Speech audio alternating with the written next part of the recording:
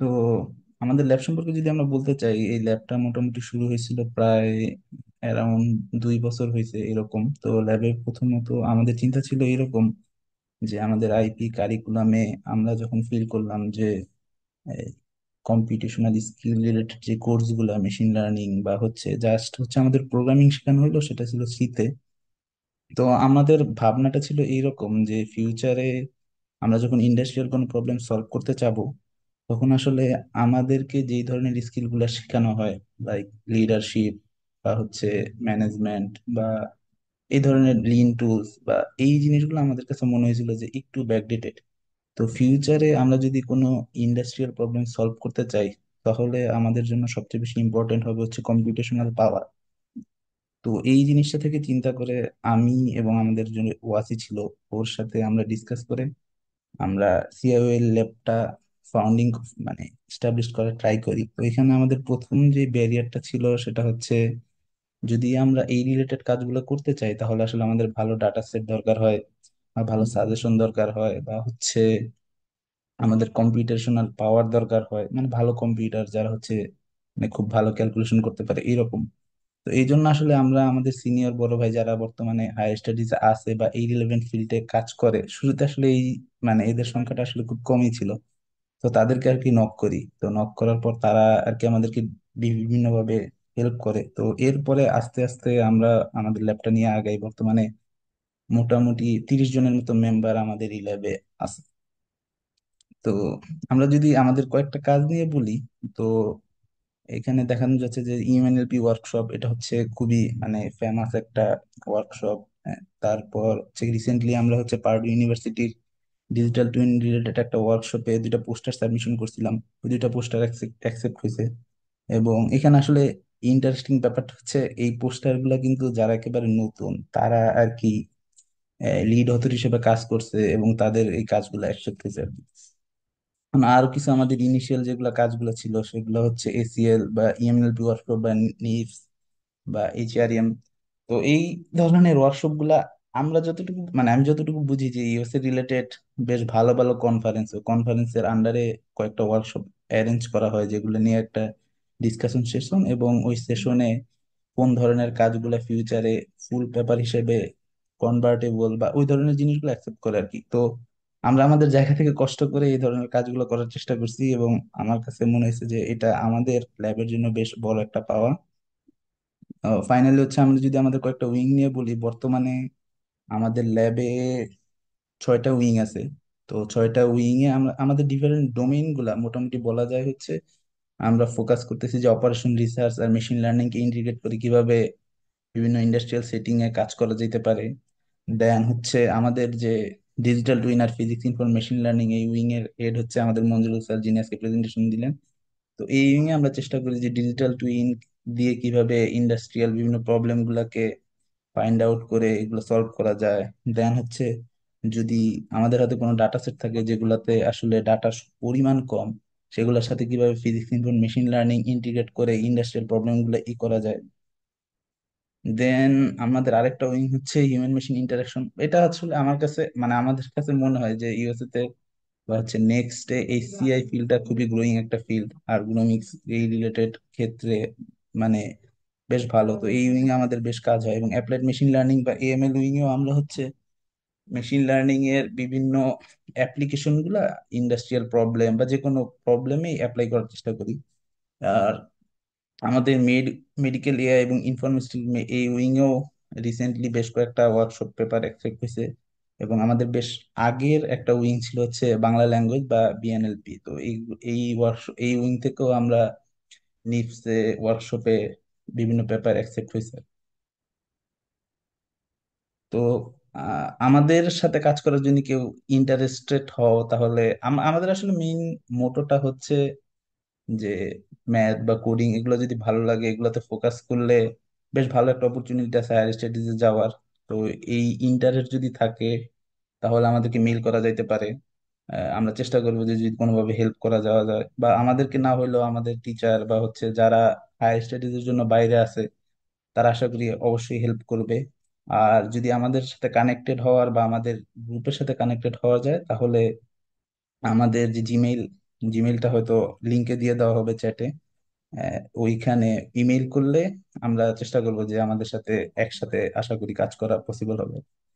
Thank you সবাইকে।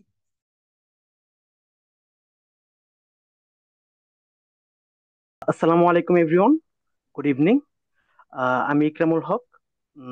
আমি সিআইওএল a research intern হিসেবে আছি।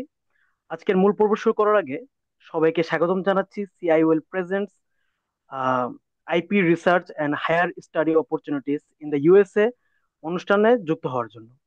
আজকে আমাদের মাঝে আইপি রিসার্চের বর্তমান এবং ভবিষ্যৎ এবং ইউএসএ তে হায়ার স্টাডি এর জন্য বাইরে পড়তে যাওয়া এই ব্যাপারে কথা বলবেন আমাদের প্রিয় মঞ্জুরুল হাসান স্যার, যিনি বর্তমানে ওকলাহোমা স্টেট ইউনিভার্সিটিতে রিসার্চ অ্যাসিস্ট্যান্ট প্রফেসর হিসেবে কর্মরত আছেন। এবং স্যার আমাদের সিআইওএল এ ডিজিটাল টুইন এবং পিআইএন উইং এর উইং এ আহ, উইং এর হেড অ্যাডভাইজার হিসেবে আছেন। এবং আমরা স্যারের সাথে একাধিক রিসার্চ রিলেটেড কাজ করেছি এবং আমরা এটাতে অত্যন্ত আনন্দিত। এবং স্যারকে আমি অনুরোধ করছি যে স্যার যেন আমাদের সাথে মূল ডিসকাশন শুরু করেন। আহ, ধন্যবাদ ইকরামুল। আহ, সবাইকে স্বাগতম।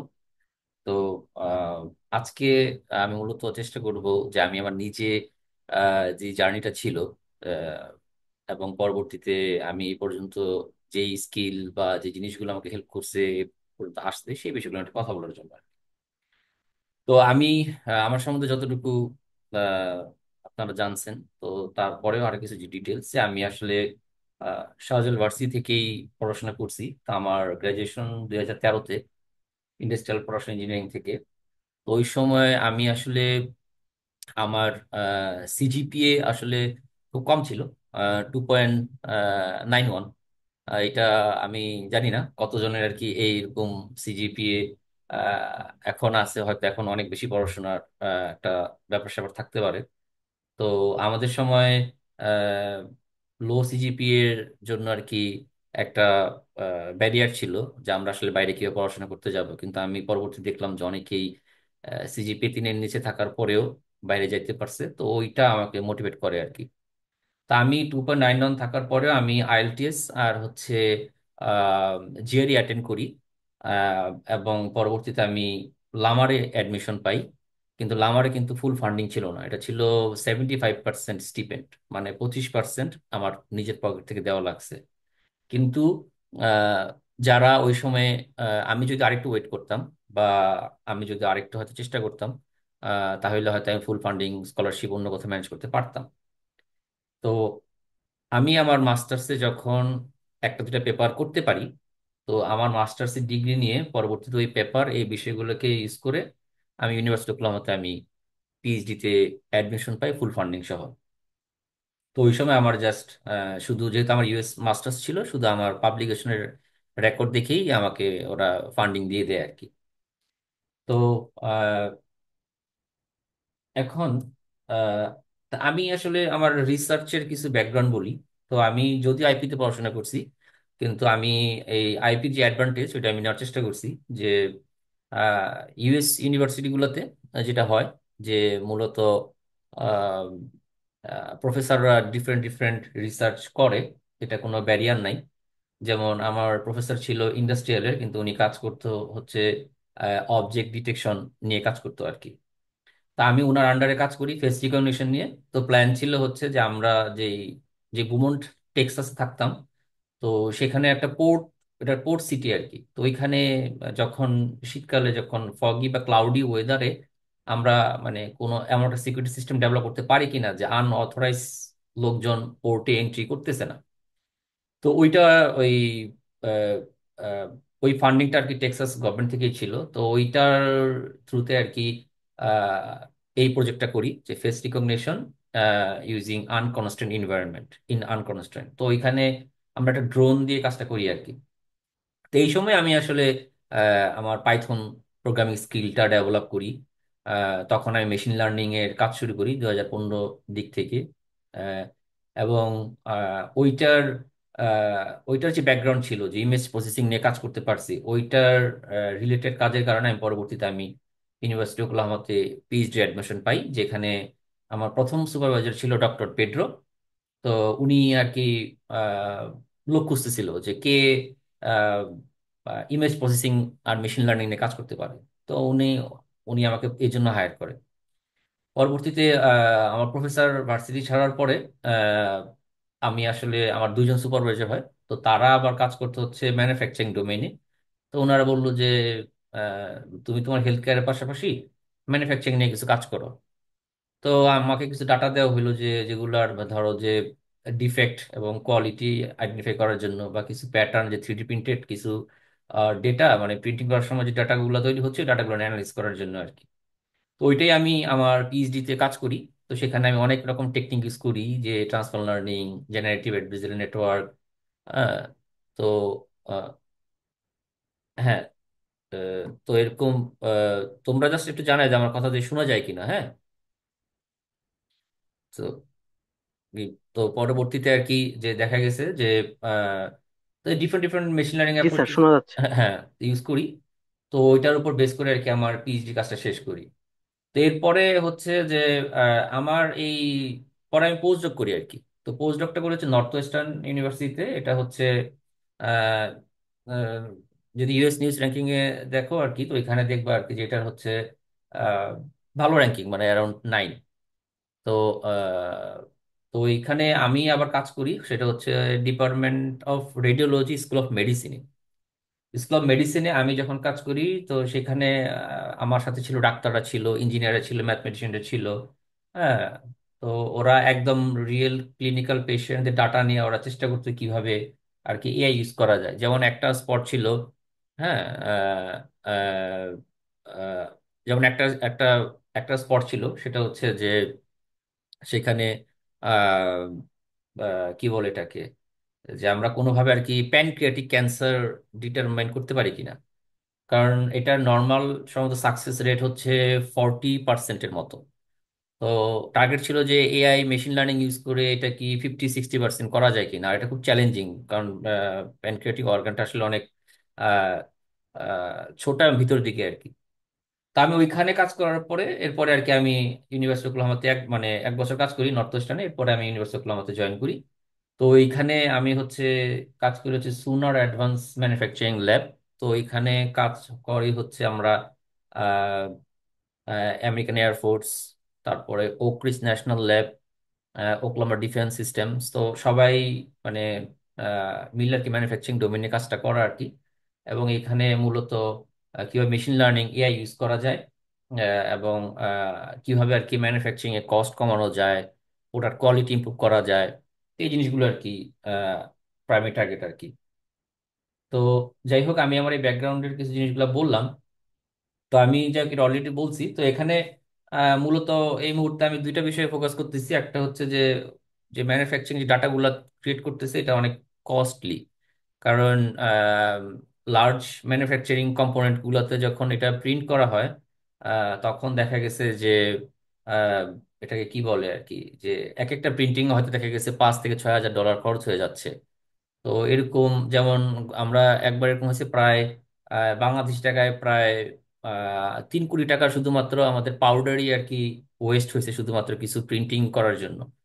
তো এই যে জাস্ট 3 থেকে 4 মাসে 3 কোটি টাকার মতো শুধু পাউডার, মানে মেটেল আমাদের ওয়েস্ট হয়েছে।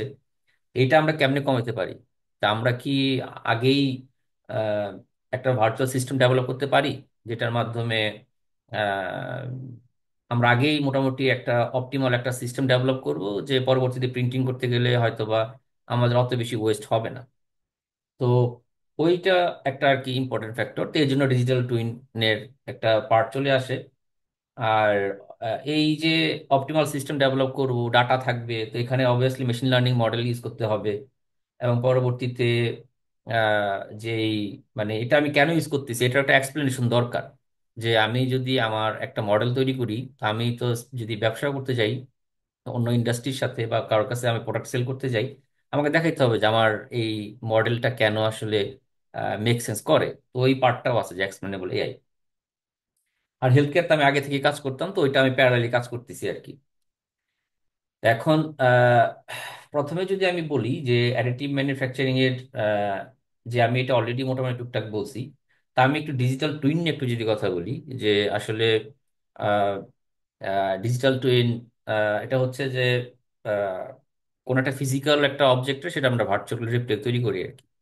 যে আহ, একটা আহ, কি বলে এটাকে, যে আমি আহ, কোন একটা খেলনাও যদি ধরেন আমি একটা প্রিন্ট করতেছি, তো এইটা আমি প্রপারলি কি আমি আসলে তৈরি করতে পারতেছি কিনা। তো এইটা হয়তো দেখা গেছে আমি 100টা যদি তৈরি করি এর মধ্যে হয়তো 80টা হয়তো বা ডিফেক্ট হইতে পারে, তো আমার এক্ষেত্রে লস। কিন্তু আমি যদি এই পুরো সিস্টেমটা, এই মেশিনিং প্রসেসটা আমি যদি ভার্চুয়ালি এনভায়রনমেন্ট তৈরি করি, যেখানে আমার মেশিন থাকবে, আমার ম্যাটেরিয়াল থাকবে, সবকিছু ভার্চুয়ালি, এবং আমি এটাকে বিভিন্নভাবে আমি ভার্চুয়ালি রান করতেছি, সিমুলেশন করতেছি, এবং পরবর্তীতে আমি দেখতেছি যে আসলে কোনটা আমার অপটিমাল ডিজাইন, কোনটা আমার অপটিমাল সেটিং। তো ওই প্যারামিটার, ওই ডিজাইন নিয়ে আমি যখন রিয়েল ওয়ার্ল্ডে এই প্রোডাক্টটা তৈরি করতে যাব, তখন আমার হয়তো বা দেখা যাবে যে এই 100টা প্রোডাক্ট তৈরি করলে হয়তো বা 80টার মতো হয়তো বা ভালো হবে, 20টা হয়তো বা ডিফেক্ট হইতে পারে। তো এইভাবে আমি আমার ডিফেক্ট কমাই ফেলতেছি। তা আমি যদি ডিফেক্ট কমাই, মানে প্রোডাক্ট ফেলিওর কমাই, তাহলে আমার তো প্রোডাক্ট কোয়ালিটি বাড়বে। তো এখন ডিজিটাল টুইনটা আসলে আমেরিকাতে খুবই একটা হট টপিক। বিশেষ করে আমরা যারা ইন্ডাস্ট্রিয়াল বা মেকানিক্যাল, ইলেকট্রিক্যাল, এভরি ডোমেন এটা খুবই ইম্পর্টেন্ট। কারণ অলরেডি আমরা সবাই দেখতেছি যে এআই কিভাবে মুভ করতেছে, জেনারেটিভ এআই, তারপরে ডিফারেন্ট ডিফারেন্ট টুলস গুলো মুভ করতেছে। তো যেমন ওয়ালমার্ট, তারপরে আমেরিকার বিভিন্ন টেক কোম্পানিগুলো, তারা তাদের এমপ্লয়ীদের অর্ধেকই আর কি ছাঁটাই করে ফেলতেছে। এর মূল কারণ হচ্ছে যে এআই জিনিসগুলোকে আর কি আসলে মানুষ এআই বেস করে ফেলতেছে। তো ফিউচারে যেই কাজ করে সে মানে মেকানিক্যাল, ইন্ডাস্ট্রিয়াল, যে কোনো ডোমেনেই হোক, তাদের জন্য ডিজিটাল টুইন একটা গুড অপরচুনিটি। তো ডিজিটাল টুইন এটা শুধুমাত্র যে ম্যানুফ্যাকচারিং এর ক্ষেত্রে তৈরি হয় তা না, এইটা যে কোনো কিছু হইতে পারে। এটা হেলথ কেয়ার ক্ষেত্রে হইতে পারে, এটা একটা সিকিউরিটি সিস্টেমের জন্য হইতে পারে, একটা নেটওয়ার্ক সিস্টেম হইতে পারে। তো ক্লাউড বেস, ক্লাউড সিস্টেমের জন্য হইতে পারে। সো যে কোনো ইন্ডাস্ট্রি যারাই ডিজিটাল টুইন মানে তারা চাইতেছে তাদের সিস্টেমটাকে অপটিমাইজ করতে, তো ওইখানে তারা হয়তো ডিজিটাল টুইন ইউজ করতে পারে। তো আমি ছোট্ট করে কিছু জিনিস বলি, যেমন আমি আমার যতটুকু আন্ডারস্ট্যান্ডিং বুঝলাম, যেটা হচ্ছে এখনো একটা গ্রোয়িং ফিল্ড, এবং এখানে অনেক কিছুই করার আছে। যেমন পাইথন প্রোগ্রামিং যারা শিখতেছে, প্লাস অনেকে গেম ইঞ্জিন সফটওয়্যার শিখতেছে, যেমন ইউনিটি, তারপরে ওমনিভার্স। তো ডিফারেন্ট ডিফারেন্ট টুলস আছে। তো এখানে অনেকগুলো লাভ আছে, যে কেউ যদি একটা এই যে ইউনিটি একটা গেম ইঞ্জিন, এটা কেউ যদি শিখে, তাহলে সে পরবর্তীতে শুধুমাত্র software develop, game development plus digital টুইনের এক্সপার্ট হিসেবেও সে কাজ করতে পারবে। কারণ ডিজিটাল টুইনে অনেকগুলা হেল্পিং হ্যান্ড লাগে। একজন ডেটা অ্যানালিস্টও লাগে, একজন আহ, কি বলে এটাকে, ক্লাউড কম্পিউটিং এ যদি কাজ করে তারও লাগে। তো ডিফারেন্ট ডিফারেন্ট পিপলের একটা প্রয়োজন হয় আর কি। তো এই যে স্কিলগুলা, যে কিছু স্কিল, যে আমি ক্লাউড কিভাবে কাজ করে, ক্লাউডে কিভাবে কাজ করতে হয়, মাইক্রোসফট আজুর, হ্যাঁ, অ্যামাজন এডাব্লিউ এস, হ্যাঁ। আমার আমার মনে হয় যে যারা আইপি গ্রুপে আছে, কয়দিন পর করে হয়তো দেখে যে আমাদের আইপি ছেলেপেলেরা এডাব্লিউ এস এ কাজ করতেছে। হ্যাঁ, তো এইটাও একটা স্কিল।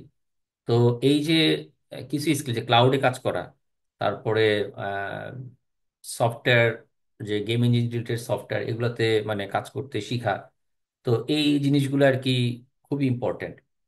আর যেহেতু হায়ার স্টাডির ব্যাপার, তা আমি ইন্ডাস্ট্রিয়াল ডোমেন নিয়ে কথা বলি, যে দুইটা পার্ট, যে হেলথ কেয়ার এবং ম্যানুফ্যাকচারিং কেন ইম্পর্টেন্ট।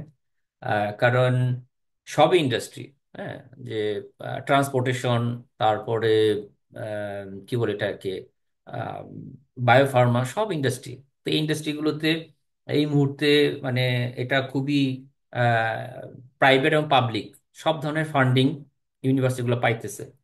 হ্যাঁ, তো যেমন ন্যাশনাল ইনস্টিটিউট অফ হেলথ, এরা হচ্ছে যত রকমের বায়োমেডিক্যাল রিসার্চে ওরা ফান্ডিং করে। ন্যাশনাল সায়েন্স ফাউন্ডেশন, ওরা ফান্ডিং করে হচ্ছে মোটামুটি সব ধরনের রিসার্চে ফান্ডিং করে। তো আইপি বা ইন্ডাস্ট্রিয়াল ইঞ্জিনিয়ারিং আমেরিকায় যেসব ইউনিভার্সিটিগুলো আছে, ওইখানে ম্যাক্সিমাম প্রফেসরই ন্যাশনাল সায়েন্স ফাউন্ডেশনের ফান্ড নিয়ে কাজ করে। আর এই মুহূর্তে আহ, প্রচুর ডিফেন্সের ফান্ডিং আসতেছে, কারণ তোমরা সবাই দেখতো সারা বিশ্বের মধ্যে একটা যুদ্ধ যুদ্ধ একটা ভাব, সবাই তো সবাই চাইতেছে যে আহ, মানে নিজেদের ডিফেন্স সিস্টেমটাকে অনেক অ্যাডভান্স করার জন্য। যেমন চায়না, এখন চায়না এবং আমেরিকা, রাশিয়া এদের মধ্যে একটা কম্পিটিশন হচ্ছে, এটাকে বলা হচ্ছে স্পেস ডিফেন্স। যে ওরা স্পেসের মধ্যেও স্পেস মিলিটারি, তো ওইখানেও ওদের, তো আমি অত ক্লিয়ারলি জানি না, বাট এটাও একটা আহ, ইয়া করতেছে আর কি, যে সো এই যে কম্পিটিশন, তো এখানে গভর্নমেন্ট প্রচুর ফান্ডিং দিতেছে। তোমরা যারা এই বছর, আগামী বছর বা 2026-27-এর ফলে তোমরা মানে ফ্যাকাল্টি সার্চ করবা নিজেদের মাস্টার্স বা পিএইচডির জন্য, প্রিটি শিওর ইন্ডাস্ট্রিয়াল ইঞ্জিনিয়ারিং বা মেকানিক্যালের এমন কোনো ডিপার্টমেন্ট তুমি পাবা না যেখানে আসলে ডিফেন্সের কোনো ফান্ডিং নাই। সো ডিফেন্সের ফান্ডিং কথা কেন বললাম, যে এই ডিফেন্সের ফান্ডিং এর একটা বড় একটা অংশই তোমার ইন্ডাস্ট্রিয়ালের লোকজন বা মেকানিক্যাল লোকজন, এই প্রফেসরের কাজ করে। আর প্রফেসররা মূলত ওই কাজগুলোই করে, ওই ম্যানুফ্যাকচারিং, তারপরে অপটিমাইজেশন, ডিজিটাল টুইন। হ্যাঁ, তো এখন মোটামুটি সবাই আহ, এই দিকে শিফট করতেছে। তো ইন্ডাস্ট্রিয়ালে আইপিতে, মানে ইন্ডাস্ট্রিয়ালের মোটামুটি মিড রেঞ্জ থেকে ভালো রেঞ্জের ইউনিভার্সিটি আছে 50 থেকে 100টার বেশি হওয়ার কথা না। এবং খুবই কমন এগুলা। তোমরা দেখবা যে তোমাদের ইমিডিয়েট সিনিয়ররা যে ভার্সিটিগুলো পড়তেছে, হ্যাঁ, তারও সিনিয়ররা, তো এই কানেকশনটা খুব একটা টাফ কিছু না। তোমরা মোটামুটি ফেসবুক সোশ্যাল মিডিয়ায় থাকলে তোমরা বুঝতে পারবে কে কোন জায়গায় আছে। যেমন আমি যেমন এখানে আছি, আমার সাথে যারা ফেসবুক কানেক্টেড আছে, তো ওরা জানে যে আমি এই দুইটা বিষয় নিয়ে কাজ করি, যে ডিজিটাল টুইন আর হচ্ছে মানে হেলথ কেয়ার আর ম্যানুফ্যাকচারিং। এখন কেউ যদি আমার ভার্সিটি সার্চ করে আমার নাম দিয়ে, ওইখানে আমার সাথে যে কয়েকজন ফ্যাকাল্টি আছে, দেখবে ওখানে আরো 4-5 জন আছে যে তারাও এই ধরনের কাজ করতেছে। তো আহ এটাকে বলা হচ্ছে ক্লাস্টার হায়ারিং বলে আর কি। সো আমেরিকান ইউনিভার্সিটিগুলোতে ক্লাস্টার হায়ারিং গুলো হচ্ছে, এবং বিংহ্যামটন ইউনিভার্সিটি, তারপরে পাওয়ার্ড ইউনিভার্সিটি, তারপরে র্যানসাল পলিটেকনিক ইনস্টিটিউট, হ্যাঁ, ইউনিভার্সিটি ওক্লাহোমা, তারপরে সেন্ট্রাল ফ্লোরিডা, মানে ম্যাক্সিমাম ইউনিভার্সিটিগুলোতে এখন আর কি এই ইন্ডাস্ট্রিয়াল ইঞ্জিনিয়ারিং ডোমেনটাতে হেলথ কেয়ার আর হচ্ছে ম্যানুফ্যাকচারিং এর ফান্ডিং গুলো যাচ্ছে। তো একজন স্টুডেন্ট হিসেবে তো তোমরা তো তখনই হায়ার হবা যখন প্রফেসরের কাছে ফান্ডিং থাকবে। সো প্রফেসররাও এমন কাউকে খুঁজবে যার এই ব্যাকগ্রাউন্ডটা আছে, যে তার ল্যাবে কাজটা করতে পারবে। তো যেহেতু আমেরিকাতে এখন রিসার্চের, ফান্ডিং এর এবং জবের সব শিফটটাই মোটামুটি ম্যানুফ্যাকচারিং বেস, সো তোমাদেরকে সেই স্কিলগুলোই লাগবে যেগুলো দিয়ে তুমি নিজের মার্কেটে সেল করতে পারবা। তো এই মুহূর্তে ডিজিটাল টুইন, তারপরে এই যে মেশিন লার্নিং, এআই, এগুলো হট টপিক। তোমাদের সিবি, তোমাদের পেপার, সবখানে, তোমাদের ইমেইল, যে কোনো জায়গায় আসলে প্রফেসর এই টার্মগুলো খুঁজতে চায়, যে তুমি কি জানো কিনা, তুমি করছো কিনা, তোমার দ্বারা হবে কিনা। হ্যাঁ, আমি অনেক ইমেল পাই যে ইমেলে থাকে হচ্ছে তার সিজিপিএ, তারপরে সে নিজে করছে ন্যাচারাল ল্যাঙ্গুয়েজ প্রসেসিং, নিজে অনেক কিছু করে ফেলছে, কিন্তু আমার কাছে তো ফান্ডিং আছে হচ্ছে ম্যানুফ্যাকচারিং এর।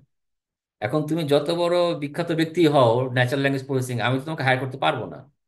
তো এই জিনিসটাও খুব ইম্পর্টেন্ট, যে মানে একজন প্রফেসরের কাছ থেকে আমি যখন ফান্ডিং চাবো বা যাকে মেইল করব, তাহলে আমার আসলে কোন জিনিসটা আর কি দরকার। তো ইন্ডাস্ট্রিয়াল ডোমেনে আমি এত গ্যারান্টি দিতে পারি, তোমরা যদি ম্যানুফ্যাকচারিং কাজ করো আর অন্য কোনো ডোমেনে কাজ না করো, 100-তে 100% তোমাদের সবারই ফান্ডিং মোটামুটি তোমরা পাবা। 1-2 বছরের মধ্যে কোনো না কোনো প্রফেসর আন্ডারে তোমরা ফান্ডিং পাবা। এবং এটা মানে ইউএস এর বেস, এটা ভেরি ইম্পর্টেন্ট। কারণ নতুন যেই সরকার, ট্রাম্পের সরকার, তার তাদের কনসার্ন হচ্ছে যে আমেরিকা থেকে ইন্ডাস্ট্রি গুলো শিফট হয়ে যাচ্ছে এই চায়নাতে, বিভিন্ন জায়গাতে। তো ওরা অনেক ট্যারিফ চেঞ্জ করবে, যেটা হয়তোবা আমেরিকাতে যদি ইন্ডাস্ট্রি ব্যাক করতে নাও পারে, বাট আমেরিকাতে industry related job market create করবে। এবং প্রোডাকশন সিস্টেম, ম্যানুফ্যাকচারিং, এই জিনিসগুলো আর কি অনেক বেশি ইয়া থাকবে। এখন হেলথ কেয়ারে যেটা হচ্ছে যে হেলথ কেয়ারে প্রচুর জব আছে, হেলথ কেয়ারে প্রচুর জব আছে, ফান্ডিং আছে। হ্যাঁ, বাট আইপি ইন্ডাস্ট্রিয়ালে যে কাজটা ওরা মূলত করে হেলথ কেয়ারে, বা আমিও দেখছি যেটা, সেটা হচ্ছে মূলত আর কি যে একটা সিস্টেমটা কত অপটিমাইজ করা যায়, হ্যাঁ, পেশেন্ট সার্ভিস সিস্টেম কত বেটার করা যায়। হ্যাঁ, এখন ডাইরেক্ট মেডিকেল ইমেজিং নিয়েও কাজ করে। আর এগুলা কখনোই এরকম হয় না যে ধরো তোমরা হয়তো ভাবতেছো তুমি আইপি তে পড়তেছো মানে তুমি তোমার কাজটাই করতেছো না। এখানে যেমন ইউনিভার্সিটি অফ ওকলাহোমাতে যে যে একটা ফান্ডিং যদি লেখে প্রফেসর, সে কাজ করে স্কুল অফ মেডিসিনের সাথে, সে কাজ করে ইলেকট্রিক্যাল ডিপার্টমেন্টের সাথে, 4-5টা প্রফেসর একসাথে মিলে বা আরো বেশি, 10 জন, 12 জন, 15 জন, হ্যাঁ, মিলে ধরো যে কেউ পিআই হয়, মানে মেইন থাকে, কেউ কো পিআই হয়, এভাবে ফান্ডিং গুলা লেখে। সো এটা এরকম না যে আইপি একাই একটা কাজ করতেছে, এর সাথে হেলথ কেয়ারের কি সম্পর্ক, এর সাথে মেডিকেল ইমেজিং কি সম্পর্ক, ওটা এরকম না। হ্যাঁ, তো যাই হোক, আমি এখন এটা নিয়ে তো মোটামুটি বললাম। তো এইটা আচ্ছা, এগুলো নিয়ে অনেক কিছু, যেখানে এখানে ওরা একটা ইয়ে মানে বিষয়টা যে ঠিক আছে, আগে 5-10 বছরে তোমার আর কি যে আসলে কিরকম মুভ হইতে পারে, এটা অলরেডি মনে বুঝে ফেলার কথা তোমাদের। যে আসলে যেমন ধরো আমাদের, আমার মনে আছে যে আমি যখন 2015 সালে, সরি 16-17 সালে যখন, 18 সালে যখন আমি আমার, 17 লাস্টে যখন আমার থিসিসটা সাবমিট করি, মাস্টার্স থিসিস, আমার জন্য আলাদা করে ডিপার্টমেন্টের ফান্ডিং দেওয়া লাগছে $700, যে আমার গ্রামার আর্টিকেল ফিক্স করে দিবে, মানে গ্র্যাজুয়েট অফিস। তো ওই ফান্ডিংটা মানে ইউনিভার্সিটি পে করছিল। তো এখানে প্রচুর ইন্টারন্যাশনাল স্টুডেন্ট পড়াশোনা করতে আসে, তো তাদের জন্য এটা খুব ইম্পর্টেন্ট ছিল আর কি। কিন্তু এই চ্যাট জিপিটির মতো ন্যাচারাল ল্যাঙ্গুয়েজ প্রসেসিং গুলো আসার পরে আমেরিকাতে এই ব্যবসাটা প্রায় বন্ধ হয়ে যেতেছে। হ্যাঁ, কারণ এখন আসলে তুমি ইংলিশ প্রুফ করার জন্য মানে এই জবটা লিটারেলি আমেরিকাতে প্রায় নাই হয়ে যাচ্ছে। তো কারণ কেউ এখন, তুমি কেন মানে 1000-1500 পার পেজে তুমি কেন 15 টাকা 10 টাকা ইনভেস্ট করে তুমি এটা করবা? হ্যাঁ, আরো অনেক কিছু আছে, যে ফ্রিল্যান্সিং কিছু জব আছে, হ্যাঁ, ডিজাইন টিজাইন থেকে শুরু করে অনেক কিছু, এগুলো চলে যাচ্ছে এগুলা।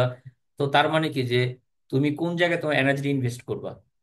ঠিক আছে, যে আহ, তো ওইখান থেকে যে ইটস ওয়েক আপ কল, যে তুমি একটা জায়গায় সময় ইনভেস্ট করার পরে তুমি দেখলা যে 2-3 বছর পরে দেখলা তোমার মার্কেট নাই, it will be very hard for you. So আজকের এই ডিসকাশনের পরে তুমি যে কয়েকটা, তোমরা যে কয়েকটা টুল, ইনফ্যাক্ট মিটিং এর শেষেও আমরা কিছু টুলস এবং কিছু জিনিস আমরা গাইডলাইন কিছু দিয়ে দিব, এগুলো এখন থেকে শিখলে খুব কাজে দিবে। প্রথম যেটা, এটা আমি পরে আমি আমি দিয়ে দিব, মানে আমরা একটা লিস্ট করার মতো। প্রথম যেটা, যে অবশ্যই একটা ল্যাঙ্গুয়েজ শেখা লাগবে, সেটা হচ্ছে পাইথন ল্যাঙ্গুয়েজ। এটা হচ্ছে ইজি। আরো কিছু ল্যাঙ্গুয়েজ আছে, জুলিয়া টুলিয়া অনেক কিছু আছে, বাট আমার কাছে মনে হয়েছে যে আমার মানে পাইথনটা একটু মাচ ইজিয়ার। যেহেতু হয়তো অনেক অন্যগুলো আছে, কিন্তু যেহেতু পাইথন অনেক বেশি ইউজ হইতেছে, মানে সব জায়গায় ইউজ হচ্ছে, মেশিন লার্নিং, ডাটা অ্যানালিসিস সাথে শুরু করে, তাই আসলে নতুন কোনো কোর্স, মানে প্রোগ্রামিং, মানে এক্সপ্লোর করার কোনো দরকার নাই।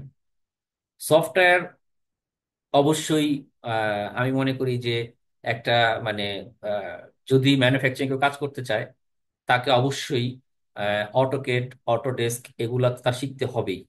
হ্যাঁ, এবং তার সাথে যে এখন এই যে গেম ইঞ্জিন রিলেটেড সফটওয়্যার, কেউ যদি ডিজিটাল টুইনে কাজ করতে চায়, যে সে হয়তো ইউনিটি, হ্যাঁ, তারপরে হচ্ছে যে ওমনিভার্স, হ্যাঁ, তো এরকম কিছু সফটওয়্যার আছে, ওই জিনিসগুলো আর কি শেখা শুরু করতে পারে আর কি। এখন প্লাস হচ্ছে মেশিন লার্নিং এর যে ডোমেইন, হ্যাঁ, মেশিন লার্নিং এর উপরে সে, তখন এই জিনিসগুলো মোটামুটি সে যদি কাভার করতে পারে, পরবর্তীতে এর সাথে আরো কিছু টুলস টেকনিক, এখন এই রাস্তায় হাঁটলে সে আরো কিছু জিনিস তার সামনে চলে আসবে, যে তার কি শিখা লাগবে। এখন প্রশ্ন যদি হয় যে আচ্ছা, আমি একটা কিছু কেমনে শিখবো, আর আমি আসলে কত ডিপলি শিখবো, যারা ইন্ডাস্ট্রিয়ালের আমি তাদের বলবো কখনো এত ডিপে যাওয়ার দরকার নাই। কারণ এখন তুমি মানে এআই টুলস দিয়ে তুমি কোড সব লিখে ফেলতে পারো, পুরা কোড তুমি লিখতে পারবা, তুমি পুরা প্যাসেজ লিখতে পারবা, সবই লিখতে পারবা। তাহলে তোমার কাজটা কি? তোমার কাজটা হলে প্রথমে তুমি প্রত্যেকটা এই যে প্রোগ্রামিং সফটওয়্যার, প্রত্যেকটার অন অফ ইউজ, বেসিক সবকিছু তুমি আগে শিখবা, যে তুমি জানো কোনটার কি মিনিং, যাতে তোমার এআই টুল ইউজ করে তুমি যাতে যেটা যেখানে দরকার সেখানে তুমি ফিট করতে পারো। এআইটা তৈরি হয়েছে তোমার কাজকে স্মার্টলি মানে সামনে মুভ করার জন্য। তো এখন ধরো তুমি খুব কষ্ট করে তুমি শিখতেছো নামপি কি, নামপি জিনিস এটা সেটা অবশ্যই তুমি শিখবা, ডেফিনেটলি। কিন্তু এখন যে সিচুয়েশন, তুমি যারা ধরো ফার্স্ট ইয়ারে আসো, সেকেন্ড ইয়ারে আসো, তাদের জন্য আমি বলবো ওকে ফাইন, তোমরা একদম খুব মানে খুব হাইলি ইন্টারেস্ট হলে তোমরা একদম খুব প্রত্যেকটারই একদম ম্যাথমেটিক্স বিহাইন্ড গিয়ে সব শিখতে পারো। আর যারা থার্ড ইয়ার ফোর্থ ইয়ারে আসো, আমি তাদের বলবো যে তোমাদের এখন শর্ট টাইমে লং গেইন করতে হবে। তো তোমরা আর কি, যে কতটুকু বেসিক হইলে তোমরা একটা পেপার করতে পারবা, কতটুকু বেসিক হইলে তোমরা একটা কি বলে এটাকে প্রফেসরকে মেল করতে পারবা, একটা মিটিং তোমাকে ডাকলে তুমি ওইখানে কথা বলতে পারবা, প্রফেসর কোশ্চেন করলে তুমি ওই টার্ম গুলা জানো। হ্যাঁ, তো এই জিনিসগুলো আর কি তোমার আর কি আমি মনে করি ইম্পর্টেন্ট। আর আইপির অন্য সাবজেক্ট গুলো, অন্য কোর্স যা আছে, যেমন ধরো বা ইন্ডাস্ট্রিয়াল যদি সাপ্লাই চেইন, অপারেশন রিসার্চ, এগুলো কি ইম্পর্টেন্ট নাই? অবশ্যই আছে। হ্যাঁ, বাট তোমার যে ফাউন্ডেশন গুলো হবে, যে মেশিন লার্নিং, এআই, এই জিনিসগুলোকে তুমি আসলে একটা পার্টিকুলার ডোমেনে তুমি হয়তো শিখলা। হ্যাঁ, ম্যানুফ্যাকচারিং এ তো তোমার বেনিফিটটা হলো যে তুমি মানে সেফ থাকলা, যে তুমি ম্যানুফ্যাকচারিং ইউএসএ তে তোমার একটা ফিউচার অলরেডি তুমি ফান্ডিং সহ মেক করতে পারবা। এবং এই যে তোমার টেমপ্লেট, এটা তুমি কিন্তু নিয়ে কিন্তু মনে করো তোমার সাপ্লাই চেইন, হেলথ কেয়ার সব জায়গায় ইউজ করতে পারো। আমি কি করতেছি, আমি কিন্তু হেলথ কেয়ার এবং ম্যানুফ্যাকচারিং এ আমি কিন্তু খুব ডিপে যাচ্ছি তা না। আমি আমার এই মেশিন লার্নিং এআই এর যে এক্সপিরিয়েন্স, ওইটার আমি জাস্ট নিয়ে নিয়ে চেষ্টা করতেছি। হেলথ কেয়ার ডাটা একরকম, ম্যানুফ্যাকচারিং ডাটা আরেক রকম। হেলথ কেয়ারে ডাটাগুলো দিয়ে আমি হয়তো আইডেন্টিফাই করতেছি ডিজিজ, যে কোভিড আর নন কোভিড। ম্যানুফ্যাকচারিং আইডেন্টিফাই করতেছি ডিফেক্ট আর নট ডিফেক্ট। ঠিক আছে? তো আমাকে হয়তো এটা জানা লাগতেছে, ডাটার স্টোরিটা জানা লাগতেছে, আমার টার্গেটটা কি। বাট আমি কিন্তু আমার এই এক্সপিরিয়েন্স যে মেশিন লার্নিং এআই যে কাজগুলো করছি, ওইটাতে আমি কিন্তু এটা কাভার করতে পারতেছি। ঠিক আছে, তো এখন আহ, সেটা হচ্ছে যে আসলে এআই মেশিন লার্নিং এর তাহলে আমেরিকাতে বা আমি সারা বিশ্বের জব মার্কেটটা কি, আমি মনে করি যে 5 বছর পরে বাংলাদেশেও বিশাল একটা জব মার্কেট তৈরি হবে। কারণ বাংলাদেশের ইন্ডাস্ট্রি গুলা মানে কম বেশি করে হইলেও হচ্ছে। তো এই যে ইন্ডাস্ট্রিগুলো তৈরি হচ্ছে, আহ, এখানেও মনে করো যে এই এআই মেশিন লার্নিং ডিজিটাল টুইনের একটা মানে হাওয়া লাগবে, এবং তখন দেশে বিদেশে সব জায়গায় তোমার এই ব্যাকগ্রাউন্ডে তোমার আর কি খুঁজবে আর কি। যাই হোক, তো এখন এই ডিজিটাল টুইনের মানে কি বলে এটারে, যে আমি অত ডিটেলসে বলবো না, বাট আমি বলবো যে যে ডিজিটাল টুইন নিয়ে যারা কাজ করবা তারা আহ, এই আজকে যারা এই সেমিনারটা আয়োজন করছে, তো ওরা, ওদের সাথে আমিও কাজ করি। তো ওরা রিসেন্টলি কাজ করার চেষ্টা করতেছে, ওদের ওয়েব পেজ আছে, ওরা পাবলিকেশন করে এবং ভেরি কোয়ালিফাইড গ্রুপ। এবং আমার মনে হয় না বাংলাদেশে এখন কোনো ল্যাব আসলে এইভাবে মানে এত ফোকাসলি ডিজিটাল টুইনে কাজ করতেছে। তো different type of digital twin আছে। হ্যাঁ, এবং এটাকে কিভাবে কোথায় যেমন এটা এনার্জি সিস্টেমে কেমন ইউজ হতে পারে, ম্যানুফ্যাকচারিং সিস্টেমে কেমন ইউজ হতে পারে, এটার কনসেপ্ট কেমন হতে পারে, কি টাইপের টুলস ইউজ হতে পারে। হ্যাঁ, এরকম অনেক কিছু নিয়ে হয়তো এই মানে এই আমাদের এই সিএল রিসার্চ ল্যাবের কাজ করতেছে আর কি। তো যারা ইন্ডাস্ট্রিয়ালের আসো বা আইপি বা সাস্টের যে কোনো ডোমেইনে, তাদের আমি বলবো যে মানে এটা খুব বিশাল একটা অপরচুনিটি যে এখানে এই ল্যাবের সাথে কাজ করতে পারা। বাট আমার মনে হয় ল্যাবের কিছু স্ট্যান্ডার্ড অবশ্যই মনে হয় ওরা তৈরি করে ফেলছে, যেখানে ধরো যে এট দ্য আর্লি স্টেজে হয়তো নিজের কিছু স্কিল থাকতে হবে, বা নিজে কিছু মানে কিছু অ্যাটলিস্ট মানে ল্যাবের থেকে লার্নিং এর পাশাপাশি নিজেও কিছু ইনপুট দেওয়ার অ্যাবিলিটি থাকে আর কি। এবং এই ল্যাবের অনেকেই বেশ সাকসেসফুলি বাইরে অন দা প্রসেস, যে কেউ ফান্ড ম্যানেজ করে ফেলছে, কেউ আসবে। সো আমার কাছে মনে হয় যে আমি জানি না সাস্ট ক্যারিয়ার ক্লাবের আসলে ফাংশনটা কি, বাট মানে বলে না যে অ্যাকশন স্পিক্স লাউডার দেন ওয়ার্ড। তো এই জায়গায় আমি দেখছি যে সাস্টেরই একটা ল্যাব, যে সিওএল গ্রুপটা, মানে আমার তো জানা, তো সব জানা না, বাট আমার মনে হয়েছে যে এই গ্রুপটা আসলে কথা কম বললো, কাজ অনেক বেশি করে আর কি। তো আহ, এবং আইপি ইন্ডাস্ট্রিয়ালের উচিত এটাকে রিপ্রেজেন্ট করা বা নিজেদেরকে মানে এটাকে আরো গ্রো করা। কারণ ওরা যেভাবে চেষ্টা করতেছে, ওদের পাবলিকেশন, ওদের যেই স্ট্যান্ডার্ড, এটা যদি সাস্ট আইপির ছেলেপেলেরা যদি বা যারা কাজ করতে তারা যদি সেটা ফলো করতে পারে, তাদের একটা রিলেশনশিপ ডেভেলপ হবে। যে কারণ আমি প্রিটি শিওর এই ল্যাবে এখন যারা কাজ করছে এরা সবাই 6 জন 8 জন 10 জন সাকসেসফুলি একসময় ইউএসএ তে ফান্ডিং নিয়ে আসবে। 6 জন 6টা ভার্সিটিতে যাবে। তো যারা এই ল্যাবের সাথে কানেক্টেড থাকবে তারা জানবে যে 6 জন 6টা কোন ভার্সিটিতে গেছে, কিভাবে গেছে, কি ফান্ডিংটা আসছে। এবং এই যে নিজেকে যে আপগ্রেড করা ওভার দ্য টাইম, এটা খুব বিশাল একটা অপরচুনিটি। এটা ভার্সিটিতে আমি মনে হয় না অন্য ল্যাবগুলো এভাবে করতেছি কিনা। হ্যাঁ, এটা একটা জিনিস আর কি। তো যাই হোক, তো ডিজিটাল টুইন নিয়ে আমি আর কি যে অত ডিটেলসে তো আজকে বলার তো প্ল্যান নাই। তো এটা নিয়ে হয়তো অন্য কোনো একটা সেশনে হয়তো আলাপ করা যেতে পারে। কিন্তু এটা যেহেতু একটা অনগোয়িং টপিক, এইটা নিয়ে আর কি মোটামুটি আর কি, যে আমি বলবো যে বেস্ট হচ্ছে গুগলে সার্চ করা এবং ওইখানে মোটামুটি একটা আন্ডারস্ট্যান্ডিং ক্রিয়েট করা। কেন বললাম অনগ্রিন টপিক, কারণ এটার এখন ডেফিনেশন এখনো তৈরি হয় নাই। মানে এটা নিয়ে কমপক্ষে 10 থেকে 15 ডেফিনেশন আছে। So, আমি যে ডেফিনেশন আজকে বলবো এটা হয়তো বা আরেকজন বলতে সে একদিন নাও করতে পারে, কিন্তু সিম্পল টার্মে সেটা হচ্ছে যে যে কোনো কিছু, যে তোমার এনিথিং, ইভেন হিউম্যান বডি, এটারও তুমি ডিজিটাল টুইন করতে পারবে। তো যখন তুমি ডিজিটাল টুইন করো, তো হিউম্যান বডি হইলো ফিজিক্যাল টুইন, আর তুমি যে পুরাটা রেপ্লিকা করলা এটা হচ্ছে ডিজিটাল টুইন। যে আমি একটা মানুষ, আমার বডির যা আছে সব ইনফরমেশন আমি কম্পিউটার ইনপুট করে ফেলছি, একটা সিস্টেম বানাইছি, এখানে আমার হার্ট বিট, আমার ব্লাড, এভরি ডিটেলস সবকিছু আমি সিস্টেম নিয়ে নিচ্ছি। তার মানে হচ্ছে যে আমি এখানে যে রকমের চেঞ্জ করব, আমার বডিতে ওই রকমের রিয়াকশন হওয়ার কথা। তো আমি সবগুলো প্যারামিটার আমি নিয়ে নিছি। তো হেলথ কেয়ার এটার সুবিধাটা কি? আহ, আমেরিকাতে এটা মূলত ইউজ হতেছে, যেমন একটা বড় সেক্টর হচ্ছে ক্যান্সার রিসার্চে। সে দেখা গেছে যে অনেক পেশেন্টের উপরে কেমোথেরাপি ভালো মতো কাজ করে না, এটা চান্স 5%। তো দেখা গেছে একজন পেশেন্টের উপর কেমোথেরাপি ইউজ করার পরে ওইটা যখন অন্য পেশেন্টের উপর ইউজ করে, ওই পেশেন্টের উপরে কাজ করে না। তাহলে একটা সলিউশন কি?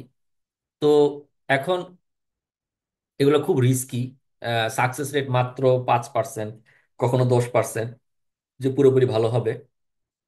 তো এইখানে তো ডক্টররা দেখতেছে যে ডিজিটাল টুইনটা ভালো একটা হেল্প করতে পারে কিভাবে, যে আমার একটা পেশেন্ট আছে, ক্যান্সারের পেশেন্ট, আমি পেশেন্টের সব ইনফরমেশন ভার্চুয়ালি আমার কম্পিউটারে ঢুকিয়ে ফেলছি। এখন এই কম্পিউটারে আমার পেশেন্ট অলরেডি এক্সিস্ট করতেছে। এখন আমি এইখানে এই যে একটা সিমুলেশন সিস্টেম ডেভেলপ করছি, এখানে আমি বিভিন্ন সময় হয়তো বা ব্লাড প্রেশার এরকম সিচুয়েশনে, বা আমি হয়তো বা 2 দিন 3 দিন অন্তর অন্তর কেমোথেরাপি দিলে কি হয়, হ্যাঁ, বা আমার কেমো ডোজটা এরকম হলে কি হয়, বা আমি different type of chemo use করলে কি হয়, হ্যাঁ, তারপরে আমি এটার সাথে পেইন কিলার ইউজ করতে পারি। এই যে এত ডিফারেন্ট ডিফারেন্ট যে মানে ওয়েতে আমি একটা এক্সপেরিমেন্ট করতেছি, এটা তো আমি তো রিয়েল ওয়ার্ল্ডে পেশেন্টের উপর ইউজ করলে পেশেন্ট মরেই যাবে। হ্যাঁ, তো আমি ভার্চুয়াল ওয়ার্ল্ডে আমি অনেক কিছু করে দেখতেছি, যাচ্ছে ঠিক আছে, এবং ফাইনালি আমি একটা সিমুলেশন করে এট দ্য সেম একটা এট সাম পয়েন্ট আমি পাইলাম যে দ্য বেস্ট অ্যাপ্রোচ হইতে পারে, যে ঠিক আছে পেশেন্টটা আমি 2 দিন পর পর কেমো দিব, পেশেন্টকে আমি হচ্ছে ফ্যান্টালাইন ইউজ করব। হ্যাঁ, তো এই যে আমি যে একটা এবং এখানে আমাকে এআই বলতেছে যে দ্য চান্স ইজ 20%, তা আমার 5%-এর চেয়ে আমি যে 15% বাড়াইলাম, এটাই তো আমার লাভ। হ্যাঁ, তো এই যে মানে, তো ডাক্তাররা দেখতেছে এটা খুব ভালো একটা অ্যাপ্রোচ, যে পেশেন্টের উপরে টেস্ট করে দেখা যে ভালো হইলেও হইতে পারে, নাও হইতে পারে, এর চেয়ে বরং আমি এটাকে ভার্চুয়ালি পুরো একটা মানে সিস্টেমেটিক ওয়েতে একটা মানে কনক্লুশন আসার পরে আমি অ্যাপ্লাই করে দেখি, এবং সাকসেস রেটটা হয়তো অনেক বেশি থাকতে পারে। তো এটা সব ক্ষেত্রেই আর কি, যে আমি বিশাল একটা, যেমন এটা এয়ারপ্লেন ইন্ডাস্ট্রিতে এটা ইউজ হয় ডিজিটাল টুইন।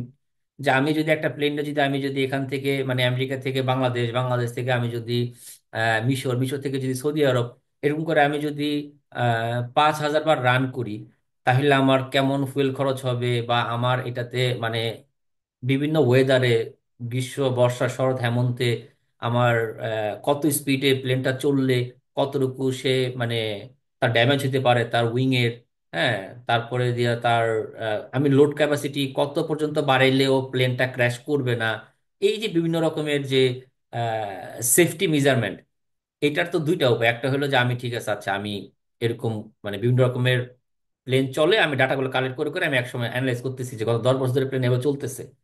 এখন আমি এটা অন্যভাবে করতে পারি, আমি এটাকে একটা পুরো ভার্চুয়াল সিস্টেম, একটা ফেক একটা সিস্টেম বানাই ফেললাম ভিডিও গেমের মতো, এখানে মানে মনে হইতেছে প্লেন চলতেছে, এখানে মিশরে আবুধাবি সব জায়গায় যাচ্ছে, আমি সব জায়গায় এটার উপর রান করতেছি, সিমুলেশন করতেছি, ফাইনালি আমি প্যারামিটার নিয়ে আসলাম যে আচ্ছা আমার এই লেভেলের লোড নিতে পারবে, আমার এটা হচ্ছে ম্যাক্সিমাম লেভেল অফ স্পিডে, ও ক্র্যাশ করবে না, সবকিছু মিলে আমি একটা সিস্টেমেটিক একটা ইয়াতে নিয়ে আসবো আর কি।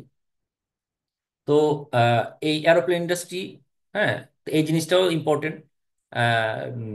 তারপরে এই যে এখন স্পেস এক্স থেকে শুরু করে সবাই মানে বাইরে যাওয়ার চেষ্টা করতেছে, মানে নাসা, তারপরে স্পেস এক্স, ওরা মানে মহাকাশ, যে কি বলে এটাকে, মহাকাশে বিভিন্ন রকমের এক্সপেরিমেন্ট চালাচ্ছে।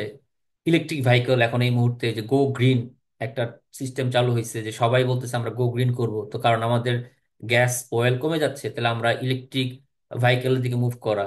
হ্যাঁ, তো এই যে মানে এটাও তো একটা ইন্ডাস্ট্রি, যে প্রত্যেকটা ইন্ডাস্ট্রি কিন্তু মনে করো যে ম্যানুফ্যাকচারিং অ্যান্ড সাবসিকুয়েন্টলি ডিজিটাল টুইনের সাথে কানেক্টেড। আচ্ছা, তো এখন আমি কিছু জিনিস প্রথমে বলি যে তোমরা আসলে যারা আসো তাদের আসলে মানে কিভাবে আর কি তোমরা কি করবা, বা মানে আমি যদি আমার জায়গা থেকে বলি, যে আমি বলবো যে আমাদের সময় জিআরই একটা ম্যাটার করতো, কিন্তু এখন তোমরা আর কি এটাকে ওইভাবে দেখো না। কারণ কোভিড এর সময় যেটা হয়েছিল, যে অ্যাডমিশনের জন্য জিআরই ওয়েভ করে দেওয়া হয়েছিল। হ্যাঁ, এবং সেটা এখনো অনেক ভার্সিটিগুলোতে এই সিস্টেমটা আছে আর কি।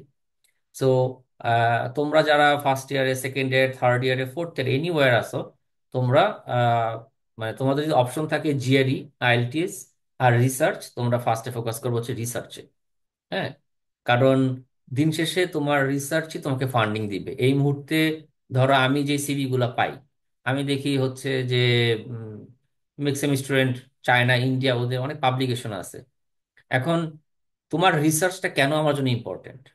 কারণ দেখো, তুমি যে 330 পাইছো, তুমি তোমার সিভিতে লিখছো, কিন্তু এটা তো আমি আমার সিভিতে লিখতে পারবো না যে আমার ছাত্র 330 পাইছে, আপনি আমার কাছে ফান্ডিং দেন। এটা তো হয় না, তাই না? তুমি ক্লাসে ফার্স্ট বয়, এটাতে আমি কি করবো? আমার যেটা দরকার সেটা হইতেছে যে আমার ল্যাবে যা দরকার তুমি ওইটা করতে পারবে কিনা। ঠিক আছে, এখন আমার কাজ হইতেছে আমি একজনে খুব ডেসপারেটলি খুঁজতেছি যে কাজ করতে পারে মেশিন লার্নিং এ আর ডিজিটাল টুইনে। এখন সে যদি আমার দেখাইতে পারে, সে আমার কেমনে দেখাইবো?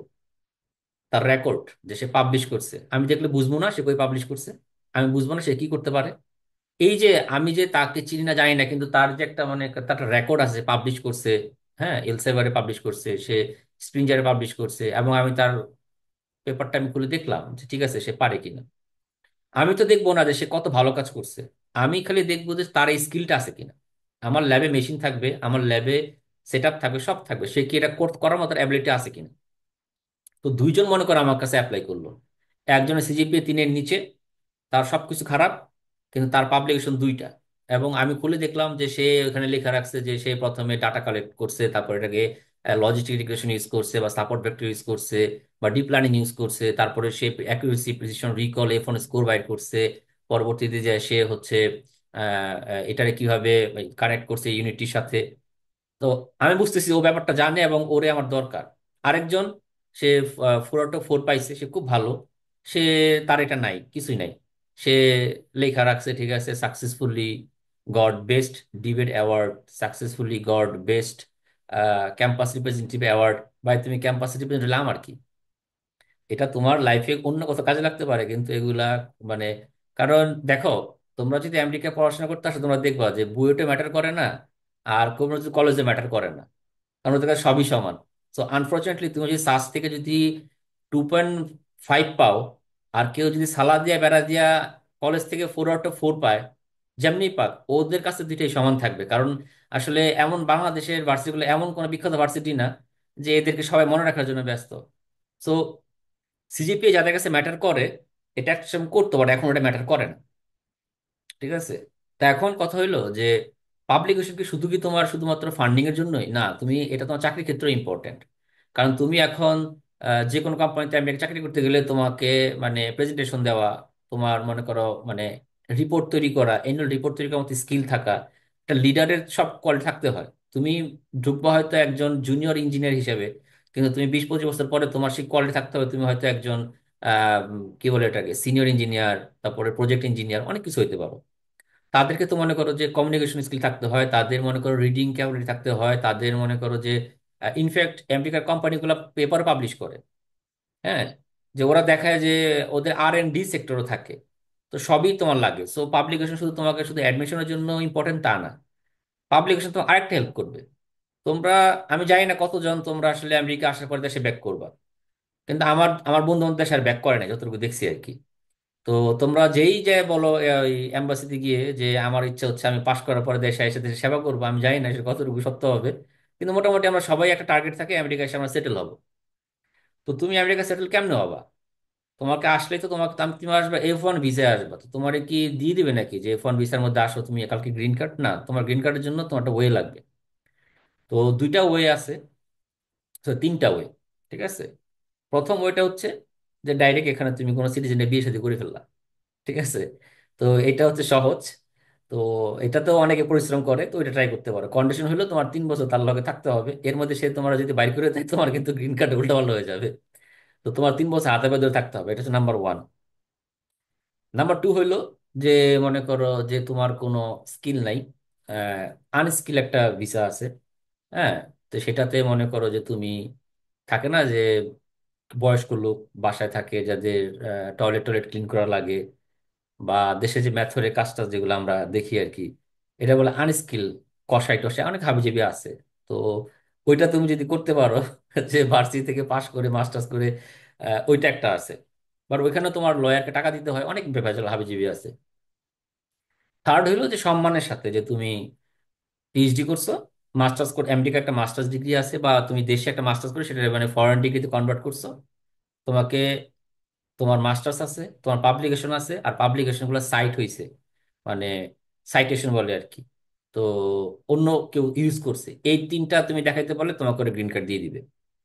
তো এটাকে বলে হচ্ছে EV2 ভিসা বলে আর কি। এটা খুব সম্মানের একটা আর কি, সরি EV2 গ্রিন কার্ড, এই খুব সম্মানের যে তুমি মানে, এটার ক্যাটাগরি লেখা হইতেছে যারা মনে করো যে ন্যাশন অফ ইন্টারেস্ট।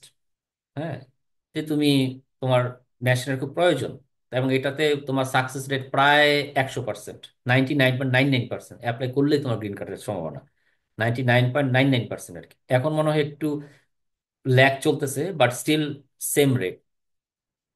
সো তাইলে মানে কি, এখন তোমার সাইটেশন তো এমনি এমনি হবে না। তুমি আসলে আমেরিকা আসার পরে তুমি যদি পাবলিশ করো, পরের দিন তো সাইট হবে না। তুমি একটা পেপার লেখার পরে সেটা মনে করো যে আর্কাইভ করবা, বা অনলাইনে যাবে, তারপরে মনে করো যে মানুষ পড়বে, তারপরে তোমার নাম মেনশন করবে, তারপর ওইটা আবার অনলাইনে যাবে, তখন তুমি সাইট হবা।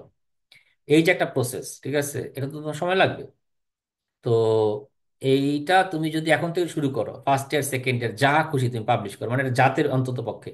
হ্যাঁ, এটা তুমি মনে করো আমেরিকাতে যদি তুমি 2-3 বছর পরেও আসো, বা যারা এখন ফোর্থ ইয়ার আসো এখন থেকে যদি পাবলিশ করো, তুমি যদি নেক্সট ফলে আসো, ইন দ্য মিন টাইম হয়তো তোমার সাইটেশন হয়ে গেছে 15টা। হ্যাঁ, আর মনে করো যে পেপার হয়ে গেছে 2টা। তুমি আমেরিকা আইসেই প্রথমে লয়ারের সাথে কথা বলবা, চ্যান ইমিগ্রেশন, তারপরে বিভিন্ন লয়ারের সাথে কথা বলবা, আচ্ছা আমার তো 15টা 20টা সাইটেশন আছে, আমি তো এখানে মাস্টার্স পিএইচডিতে আসছি, আমার এই আছে, আমার কি করা লাগবে। ওরা তোমার সিভিটি বিনা তোমার বলে দিবে যে তুমি কি কি আছে, যে তোমার এটা লাগবে এটা লাগবে, এই সব ঠিকঠাক করে ফেলবে। তো এই যে মানে এই অ্যাডভান্স প্লাস, এখন তোমার কেন এটা ইম্পর্টেন্ট, যে গ্রিন কার্ড বা এটা কেন দরকার। আমেরিকাতে তোমার মানে ওয়ার্ক পারমিটটা আসলে একটা প্যাথেটিক। হ্যাঁ, H1B একটা প্যাথেটিক, এটা তোমার সবসময় ইমিগ্রেশন স্ট্যাটাস নিয়ে টেনশন থাকা লাগে। কিন্তু তোমার যদি গ্রিন কার্ড থাকে, পার্মানেন্ট রেসিডেন্সি থাকে, তুমি এই দেশে জব করতে পারবা, দেশে বাইরে যেতে পারবা, আসতে পারবা, কোনো পেইন লাগবে না। সো আমি ওই সেন্সে বললাম আর কি, যারা এই দেশে থাকতে চাও, যারা এখানে জব করতে চাও, যারা একটু ফাইন্যান্সিয়াল স্ট্যাবিলিটি ডেভেলপ করতে চাও, তাদের তাদের জন্য এই রাস্তায় অ্যাপ্লাই করা উচিত। তো সবকিছু কিন্তু ঘুরে ফিরে এক জায়গায় নিয়ে যেতে, সেটা হচ্ছে তোমার রিসার্চ। ঠিক আছে। সো তো এখন যে ধরো যে, এখন পরবর্তীতে এখন মনে করো যে তাহলে তোমরা আসলে কিভাবে কি শুরু করবা। আমি আগেও সবসময় সব জায়গায় বলি যে তোমরা প্রথম যেটা করবা সেটা হচ্ছে যে নিজের আগে, মানে এটা আসলে তো সোজা না বোঝা যে আমার কোনটা ভালো লাগে। ঠিক আছে। আর এটা কোনো নেসেসারি না আজীবন তোমার একটা জিনিস তোমার ভালো লাগতে হবে। ঠিক আছে। তো তোমরা অ্যাক্টিভ থাকবা, তোমাদের সাথে যারা পাবলিশ পেপার পেপার করতেছে, যেমন এই গ্রুপ, এই ল্যাবটা কাজ করতেছে, এদের কাজ দেখো, এদেরকে রিচ আউট করো। এদের সাথে কোলাবরেট করতে না পারলেও এদের সাথে মানে কথাবার্তা বলে দেখো যে আসলে কি হইতেছে। তারপর নিজের ইন্টারেস্টটা দেখো কি হয়। ডিপার্টমেন্টে যে প্রফেসররা আছে তাদেরকে পুশ করো। হ্যাঁ, যেমন আমাদের ডিপার্টমেন্টে যেমন আইপি যে সাস্টে লুৎফর রহমান স্যার আছে, রাশিদ স্যার আছে, হ্যাঁ, মোকাদ্দেস স্যার আছে, তাদেরকে পুশ করো, তাদেরকে বলো তাদের সাথে কেন তোমাদের থার্ড ইয়ারে গিয়ে ফোর্থ ইয়ারে গিয়ে মনে করো ক্যাপস্টোন প্রজেক্ট করতে হবে। স্টার্ট ফ্রম ফার্স্ট ইয়ার, যা পুশ করো যে স্যার আমি পেপার করতে চাই, আমি এটা করতে চাই, আমার ওইটা করতে চাই। যদি ডিপার্টমেন্ট ওয়াইজ হেল্প না পাও, তাহলে তোমাদের সিনিয়র যারা আছে বিভিন্ন ভার্সিটিতে পড়াশোনা করে, তাদেরকে রিচ আউট করো যে ভাই আমি কাজ করতে চাই, আমার পাবলিকেশন লাগবে, আপনার কিছু থাকলে আমাকে দেন। এখানে অনেক ছেলেপেলে আছে আমেরিকাতে পিএইচডি করতে এসে খুব পেইন খাইতেছে, মানে নিজে পাবলিকেশন করবে না প্রফেসরের কাজ করবে। যেমন ধরো আমার ক্ষেত্রে এরকম হয়েছে যে আমার অনেক কিছু পেন্ডিং হয়ে আছে। এখন এখানে মনে করো আমার যখন হেল্পিং হ্যান্ড কেউ যদি আসে, যাচ্ছে ঠিক আছে আমি এটাতে, ভাই আমার একটু কাজ দেন, আমি আপনার হেল্প করতে চাই, আমি কিছু টাস্ক দিলাম, সে করলো। তো তার কি লাভ? তার লাভটা হলো যে আমার পেপারটাতে আমি যখন ফাইনালি ঠিকঠাক করে পাবলিশ করতেছি, আমার সাথে তার নামটাও যাচ্ছে। আর এই যে আমি যে কাজটা পুল করতেছি, তার উপর ওই প্রেশারটাও যাচ্ছে না যে পুরো জিনিসটাকে নিয়ে আসার, এবং সে শিখতেও পারতেছে। তো এটাও তোমাদের একটা জায়গা যে start communicating with the people, networking is very important. তোমাদের এই যে অ্যাডমিশন গুলো তোমার কিন্তু ইন্টার কানেক্টেড অনেক ক্ষেত্রে হয়, যে ফান্ডিং, আমি আমার ভার্সিটিতে তিন চারটা সব ফান্ডিং হয়েছে মানে ইন্টারনাল কানেক্টেড, যে মানে একজন চিনে এক বড় ভাই আরেকজন সিভি ফরওয়ার্ড করছে। তো তোমাদের এই যে অনেক যে মেইল করা এবং মেইল করে তোমার মনে করো যে রেসপন্স না পাওয়া, তো এইসব স্ট্র্যাটেজি গুলো চেঞ্জ করো। সো আমি যদি মানে ওভারঅল যদি আমি কিছু জিনিস যদি বলি যে তোমাদের আজকের টেকওয়ে মানে আজকের এই কনভারসেশন থেকে যদি আহ, আমি যদি বলি যে কিছু টেকওয়ে করতে, তাহলে সেটা হবে নাম্বার ওয়ান, যে তোমরা কিছু স্কিল ডেভেলপ করবা যেটা তোমার পাবলিকেশনে হেল্প করবে। নাম্বার টু হইলো তোমাদের যদি প্ল্যান থাকে আইএলটিএস জিআরই দিবা, এগুলা স্টপ ইমিডিয়েটলি, এগুলা তোমরা এখন চিন্তাই করবে না। এগুলা তুমি চিন্তাই করবে না, কারণ এটা তোমার যে এনার্জি যাবে ওটা দিয়ে আসলে তুমি আউটপুটটা খুব একটা ভালো হবে না। এখন আমি জিআরই আইএলটিএস নিয়ে কিছু সাজেশন দিব, সেটা হচ্ছে তুমি জিআরই আইএলটিএস এগুলো তুমি দিবা হচ্ছে 2 মাস 3 মাস থেকে 6 মাসের প্রিপারেশন গুলোতে। তখনই দিবা যখন তোমার অলরেডি অ্যাটলিস্ট দুইটা পেপার হাতে থাকবে। কমপক্ষে দুইটা পেপার তুমি পাবলিশ করার আগে তুমি জিআরইতে হাত দিবা না, কারণ তোমার পেপার না থাকলে তুমি ফ্রাস্ট্রেট হয়ে যাবা, তুমি ঘন্টা পর ঘন্টা মেল করবা, তোমার রেসপন্স আসবে না, তোমাকে কেউ হায়ার করতে চাবে না, তোমার সময়টা নষ্ট। সো তোমার অপশন হচ্ছে রিভার্স হয়ে চিন্তা করো, তুমি পেপার করবা, তোমার প্রোফাইল বানাইবা, তারপরে তুমি যদি 50টা মেল করো, আগে যদি একটাও রেসপন্স না পাইতে এখন অন্তত 5টা রেসপন্স পাবা। এর মধ্যে একটা হয়তো তোমার জুম ইন্টারভিউ নিয়ে তোমাকে ফান্ডিং দিয়ে দিতে পারে। তো এখন আমি আর কি আসলে মোটামুটি আমার আচ্ছা, এখন আমি নিজের নিয়ে একটু টুকটাক কিছু বলি যেহেতু আমি এটা মিস করে গেছি। সেটা হচ্ছে যে আহ, আমার কি বলে এটাকে, এই আমি আইপি থেকে যেহেতু সাস্টে থেকে পড়ছি, তোমাদের কিছু জিনিস জানা খুব দরকার। আমি কিন্তু সাস্টে স্ট্যাট কোর্সটা পাস করতে আমার 5বার আমি ড্রপ, মানে 4বার ড্রপ ছিল না, 3-4বার ড্রপ ছিল। হ্যাঁ, তো আমি কিন্তু পরে ভালো করি নাই। কিন্তু আমি আমার পিএইচডি লাইফে কিন্তু ইউনিভার্সিটি ওকলাহোমাতে এই কোর্সটার আমি আবার ক্লাস নিছি। ঠিক আছে। তো মানে তারপরে কি বলে এটাকে, আহ, তো এইটা ধরো যে আমি এটা কেন বললাম, আমি দেখছি যে তোমরা যারা মানে সিজিপিএ নিয়া, তারপরে হচ্ছে আইএলটিএস জিআরই বিভিন্ন এক্সাম নিয়ে তোমরা অনেক হতাশ হয়ে যাও। হ্যাঁ, তো আমি কি কখনো কল্পনা করছি যে আমি কোনোদিন, হ্যাঁ, যে মানে সিজিপিএ 3-এর নিচে থাকার পরে আমি আমার কোর্স কমপ্লিট করব এবং কিভাবে আমি এই পর্যায়ে আসবো, আমি তো কল্পনা করি নাই। হ্যাঁ, তো অপরচুনিটি তোমার লাইফে সবসময় আসবে। হ্যাঁ, তো লাইফে যদি কোনো কিছু ঠিক মতো না চলে, এটা ফার্স্টেড হওয়ার কিছু নাই। এখন সেটা হচ্ছে যে আমি আমার এই পোর্টফোলিও কেমনে বানাইছি, যে আমার পোর্টফোলিও আমি কেমনে বানাইলাম। তা আমি কিন্তু আমার অ্যাকচুয়াল রিসার্চ শুরু করছি, মানে করছি, আমার থিসিস করছি 2015, মানে 17-18-তে করছি। কিন্তু আমার মানে প্রপার পাবলিকেশন শুরু হয়েছে 2020 সালে। ঠিক আছে। তো আমি 2020 সালে যখন কাজ শুরু করি, আমি ডেফিনেটলি তোমাদেরকে আমি প্রথম দিকে আমার কোনো গাইডলাইন ছিল না, আমি যা তা লিখছি। কিন্তু আমার যে পিএইচডি সুপারভাইজার ছিল, মানে পেপারের জন্য বলতেছি আর কি, তো উনি দেখে খুব হতাশ হয়েছে এবং খুব ফ্রাস্ট্রেট হয়ে উনি অনেকগুলো কমেন্টস করছে। হ্যাঁ, এবং আমি তখন সেই কমেন্টস গুলা দেখা গেছে আমার মনে হয় 70 থেকে 80টা কমেন্টস করছে আমার প্রথম পেপারে। মানে কোনো ক্লু নাই কি করছি না করছি, কোথায় কি লেখছি না লেখছি, নো ক্লু।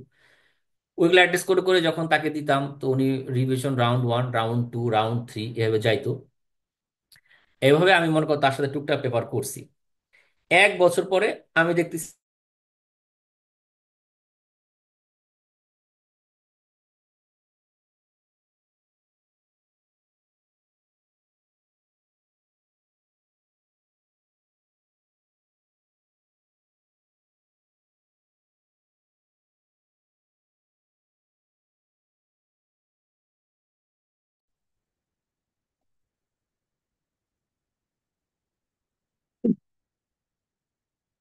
স্যার, আপনার মাইকটা মেবি আনমিউট হয়ে গেছে। আচ্ছা, এখন শুনতেছো? জি স্যার। হ্যাঁ। তো যেটা বলতেছিলাম যে ইমিডিয়েটলি তোমরা আর কি, যে যদি পাবলিকেশন করতে চাও, তোমাদের প্রথম টার্গেট থাকবে হচ্ছে যে তোমরা মানে মেন্টর আগে খুঁজবা, যারা পাবলিকেশন করতে তাদের নেটওয়ার্ক তৈরি করবা, কারণ তোমরা এখন নিজে নিজে যতই চেষ্টা করো তোমাদের কাজ অনেক ল্যাকিংস থাকবে। ঠিক আছে। তো এটা আমাকে হেল্প করছিল, আমার প্রফেসর আমাকে খুবই হেল্প করছে যে আমার মনে করো যে এরকম একটা স্ট্রং পোর্টফোলিও করতে।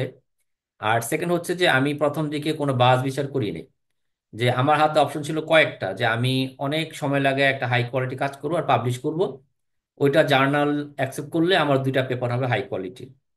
আর অপশন 2 ছিল যে আমি মোটামুটি যাই করি না কেন, আমি খুব জঘন্য জার্নালে হইলেও আমি দেখতে চাই আমার অবস্থাটা কি। তা আমি যখন মোটামুটি একটা জার্নালে পাবলিশ করতে পারছি, আমার কনফিডেন্সটা গ্রো হয়েছে। এরপর আমি আরেকটু চ্যালেঞ্জিং জার্নালে গেছি। তারপরে আমি 2 বছর পরে আমি যেসব জার্নালগুলোতে প্রথম দিকে চেষ্টা করছি ওগুলো থেকে আমি সাবমিটই আর করি না। তা আমি স্লোলি আর কি, যে করে করে করে করে আর কি এই পর্যায়টা আসছি আর কি। তো এটাও আমি বলবো যে তোমরা অনেকেই বলো যে কি করব, কই থেকে করব। যাই আছে, তুমি যদি মনে করো যে যে কোনো একটা মানে ডাটা সেট নিয়ে তুমি কাজ করছো, তুমি যাই পাইছো রেজাল্ট, তো এটা মানে অলরেডি অ্যাভেলেবেল, ওইটাকে তুমি মনে করো ওয়ার্ডে লিখো। যে কোনো রিপোর্ট ওইটা তুমি আগে মনে করো তুমি একটা ক্লাস প্রজেক্ট করছো, চিন্তা করো কিভাবে তুমি এটা পাবলিকেশন করবা। হ্যাঁ, তুমি ওই রিপোর্টে ইমিডিয়েটলি তুমি তোমার কোনো সিনিয়র যারা বাইরে কাজ করে পড়াশোনা করতেছে বা এনিবডি তোমার শেয়ার করো। হ্যাঁ, ওপিনিয়ন নাও কিভাবে এটা ইমপ্রুভ করা যায়। ঠিক আছে, এনিথিং, এনি কোর্স প্রজেক্টে যাই কিছু করো, যেখানে তোমার ডাটা আছে, টেক্সট আছে, হ্যাঁ, কিছু একটা করছো, হ্যাঁ, এমন না যে সব সাকসেস হবে। Show it to the higher authority বা আদার পিপল, তখন তারা মনে করে এটা নিয়ে ধরো যে একটু ইয়া করলো আর কি, যে তোমাকে গাইডলাইন দিল আর কি। তো এই জায়গাটায় মনে করো যে খুব একটা ইম্পর্টেন্ট। এখন ধরো আরেকটা জিনিস হচ্ছে যে তোমরা আসলে আহ, এই কি বলে এটাকে, যে যদি আহ, জি প্রফেসর তোমরা কিভাবে খুঁজবা, এই জিনিসটা নিয়ে আমি একটা জিনিস বলবো। সেটা হচ্ছে যে তুমি তোমার প্রথমে তোমার কাজগুলো কমায় নিবে হচ্ছে কিভাবে তুমি তোমাকে রিসার্চ ডোমেন তুমি সেট করে ফেললা। হ্যাঁ, যে আমি এইটা এটা কাজ করব। এরপর তুমি এই পেপার করে ফেললা। তুমি যখন এটা কাজ করতে দেখবা, তুমি তো তাদের সাথে কাজ করবা যারা এই ফিল্ডে কাজ করে। তো তুমি ধরো যে আমি ধরো ম্যানুফ্যাকচারিং কাজ করছি, এখন আমার সাথে যেই ছেলে ম্যানুফ্যাকচারিং কাজ করবে, তো সে তো আমাকে জিজ্ঞেস করবে যে আমি তো স্যার ম্যানুফ্যাকচারিং, আমি তো স্যার অ্যাপ্লাই করবো, কই অ্যাপ্লাই করবো। আমি ইজিলি তাকে 5টা ভার্সিটি বলে দিতে পারবো, কারণ আমিও তো 10টা ভার্সিটিতে অ্যাপ্লাই করছি চাকরি পাওয়ার জন্য ম্যানুফ্যাকচারিং এ, যে কোন জায়গায় আমরা হায়ার করবো। তো তুমি তো ওই জায়গায় যাওয়ার চেষ্টা করবো হচ্ছে তোমার পিএইচডি করার জন্য। তার মানে কি তোমার সার্চিং পয়েন্টটাও কমে গেল। তুমি যে আগে র্যান্ডমলি সার্চ করতে যে এখানে সেখানে, সেখানে তোমারটা কমে গেল, নাম্বার ওয়ান। সেকেন্ড, তোমার মনে করো যে পাবলিকেশন থাকলো, রিলেভেন্ট পাবলিকেশন থাকলো। আর নাম্বার থ্রি হলে তোমার তখন মনে করো যে তোমার ইমেল টিমেল সবকিছু তোমার তখন ডিফারেন্ট হবে। আমি এই পার্টটা বলি, আমি আমার জায়গাটা শেষ করে দিব। সেটা হচ্ছে ধরো ইমেলের একটা ঘটনা তোমাদের বলি। ধরো 2 টাইপের ইমেল পাই।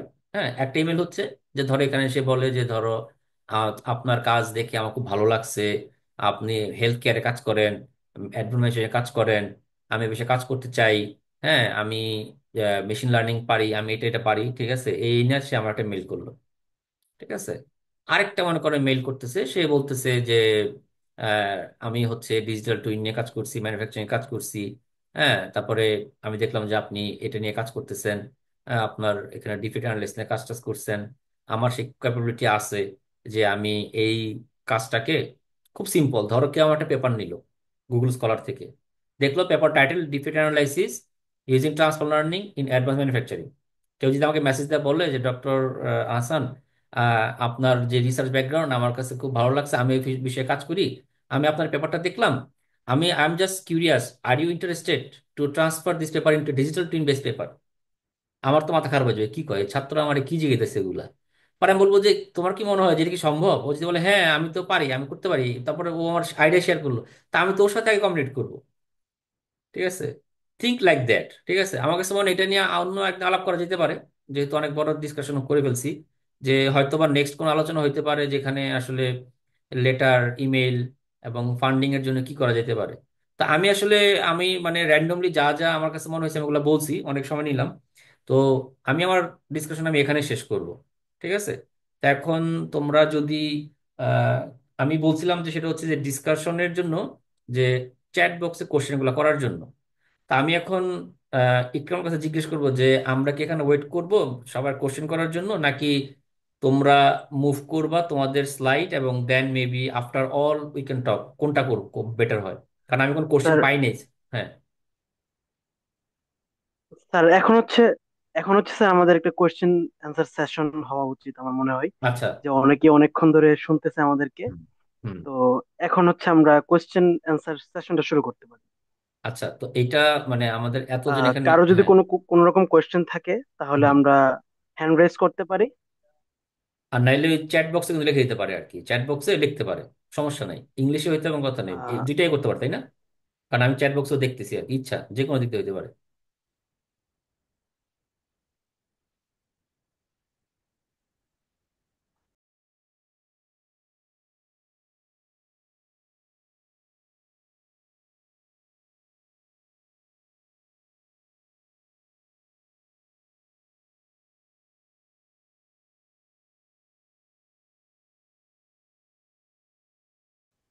মানজারুল ভাই, আমি একটা প্রশ্ন করতে পারি এখন? হ্যাঁ, হ্যাঁ, হ্যাঁ, অবশ্যই, জি। অবশ্যই, হ্যাঁ। ভাই, ধরেন যারা আসলে এখন জবে আছে, হুম। তো মানে জব ফিল্ডের এক্সপিরিয়েন্সটা আমার হায়ার স্টাডিজ বা রিসার্চের ক্ষেত্রে কি কোনো কাজে দিতে পারে?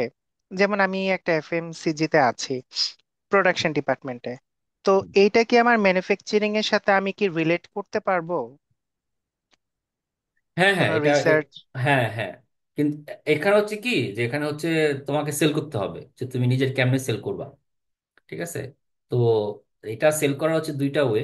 যে প্রথমত তুমি যেই কাজটা করছো, হ্যাঁ, বা তোমার যেই তুমি করে বললাম, হ্যাঁ, তো তোমার ওই ল্যাবে যেই বা শিওর তুমি ভাই। যে, হ্যাঁ, যেই কোম্পানি কাজ করছো, ওইটার তুমি তোমার সিভিতে একটা পোর্টফোলিও বানাবা যে তুমি আহ, কি লেভেলের তুমি তোমার অ্যাচিভমেন্ট, যে তুমি এত পার্সেন্ট হয়তো বা কোনো প্রোডাকশন কস্ট কমাইছো, কোন একটা উম, হয়তো কানবান থিওরি ইউজ করছো, হ্যাঁ, বা 5S ফিলোসফি ইউজ করছো, মানে সামথিং আছে না যে তোমার রিলেভেন্ট কিছু একটা, যে ইন্ডাস্ট্রিয়াল রিলেভেন্ট, বা যেইটা ধরো যে একাডেমিক্যালি তুমি মনে করে ইউজ করতে পারো।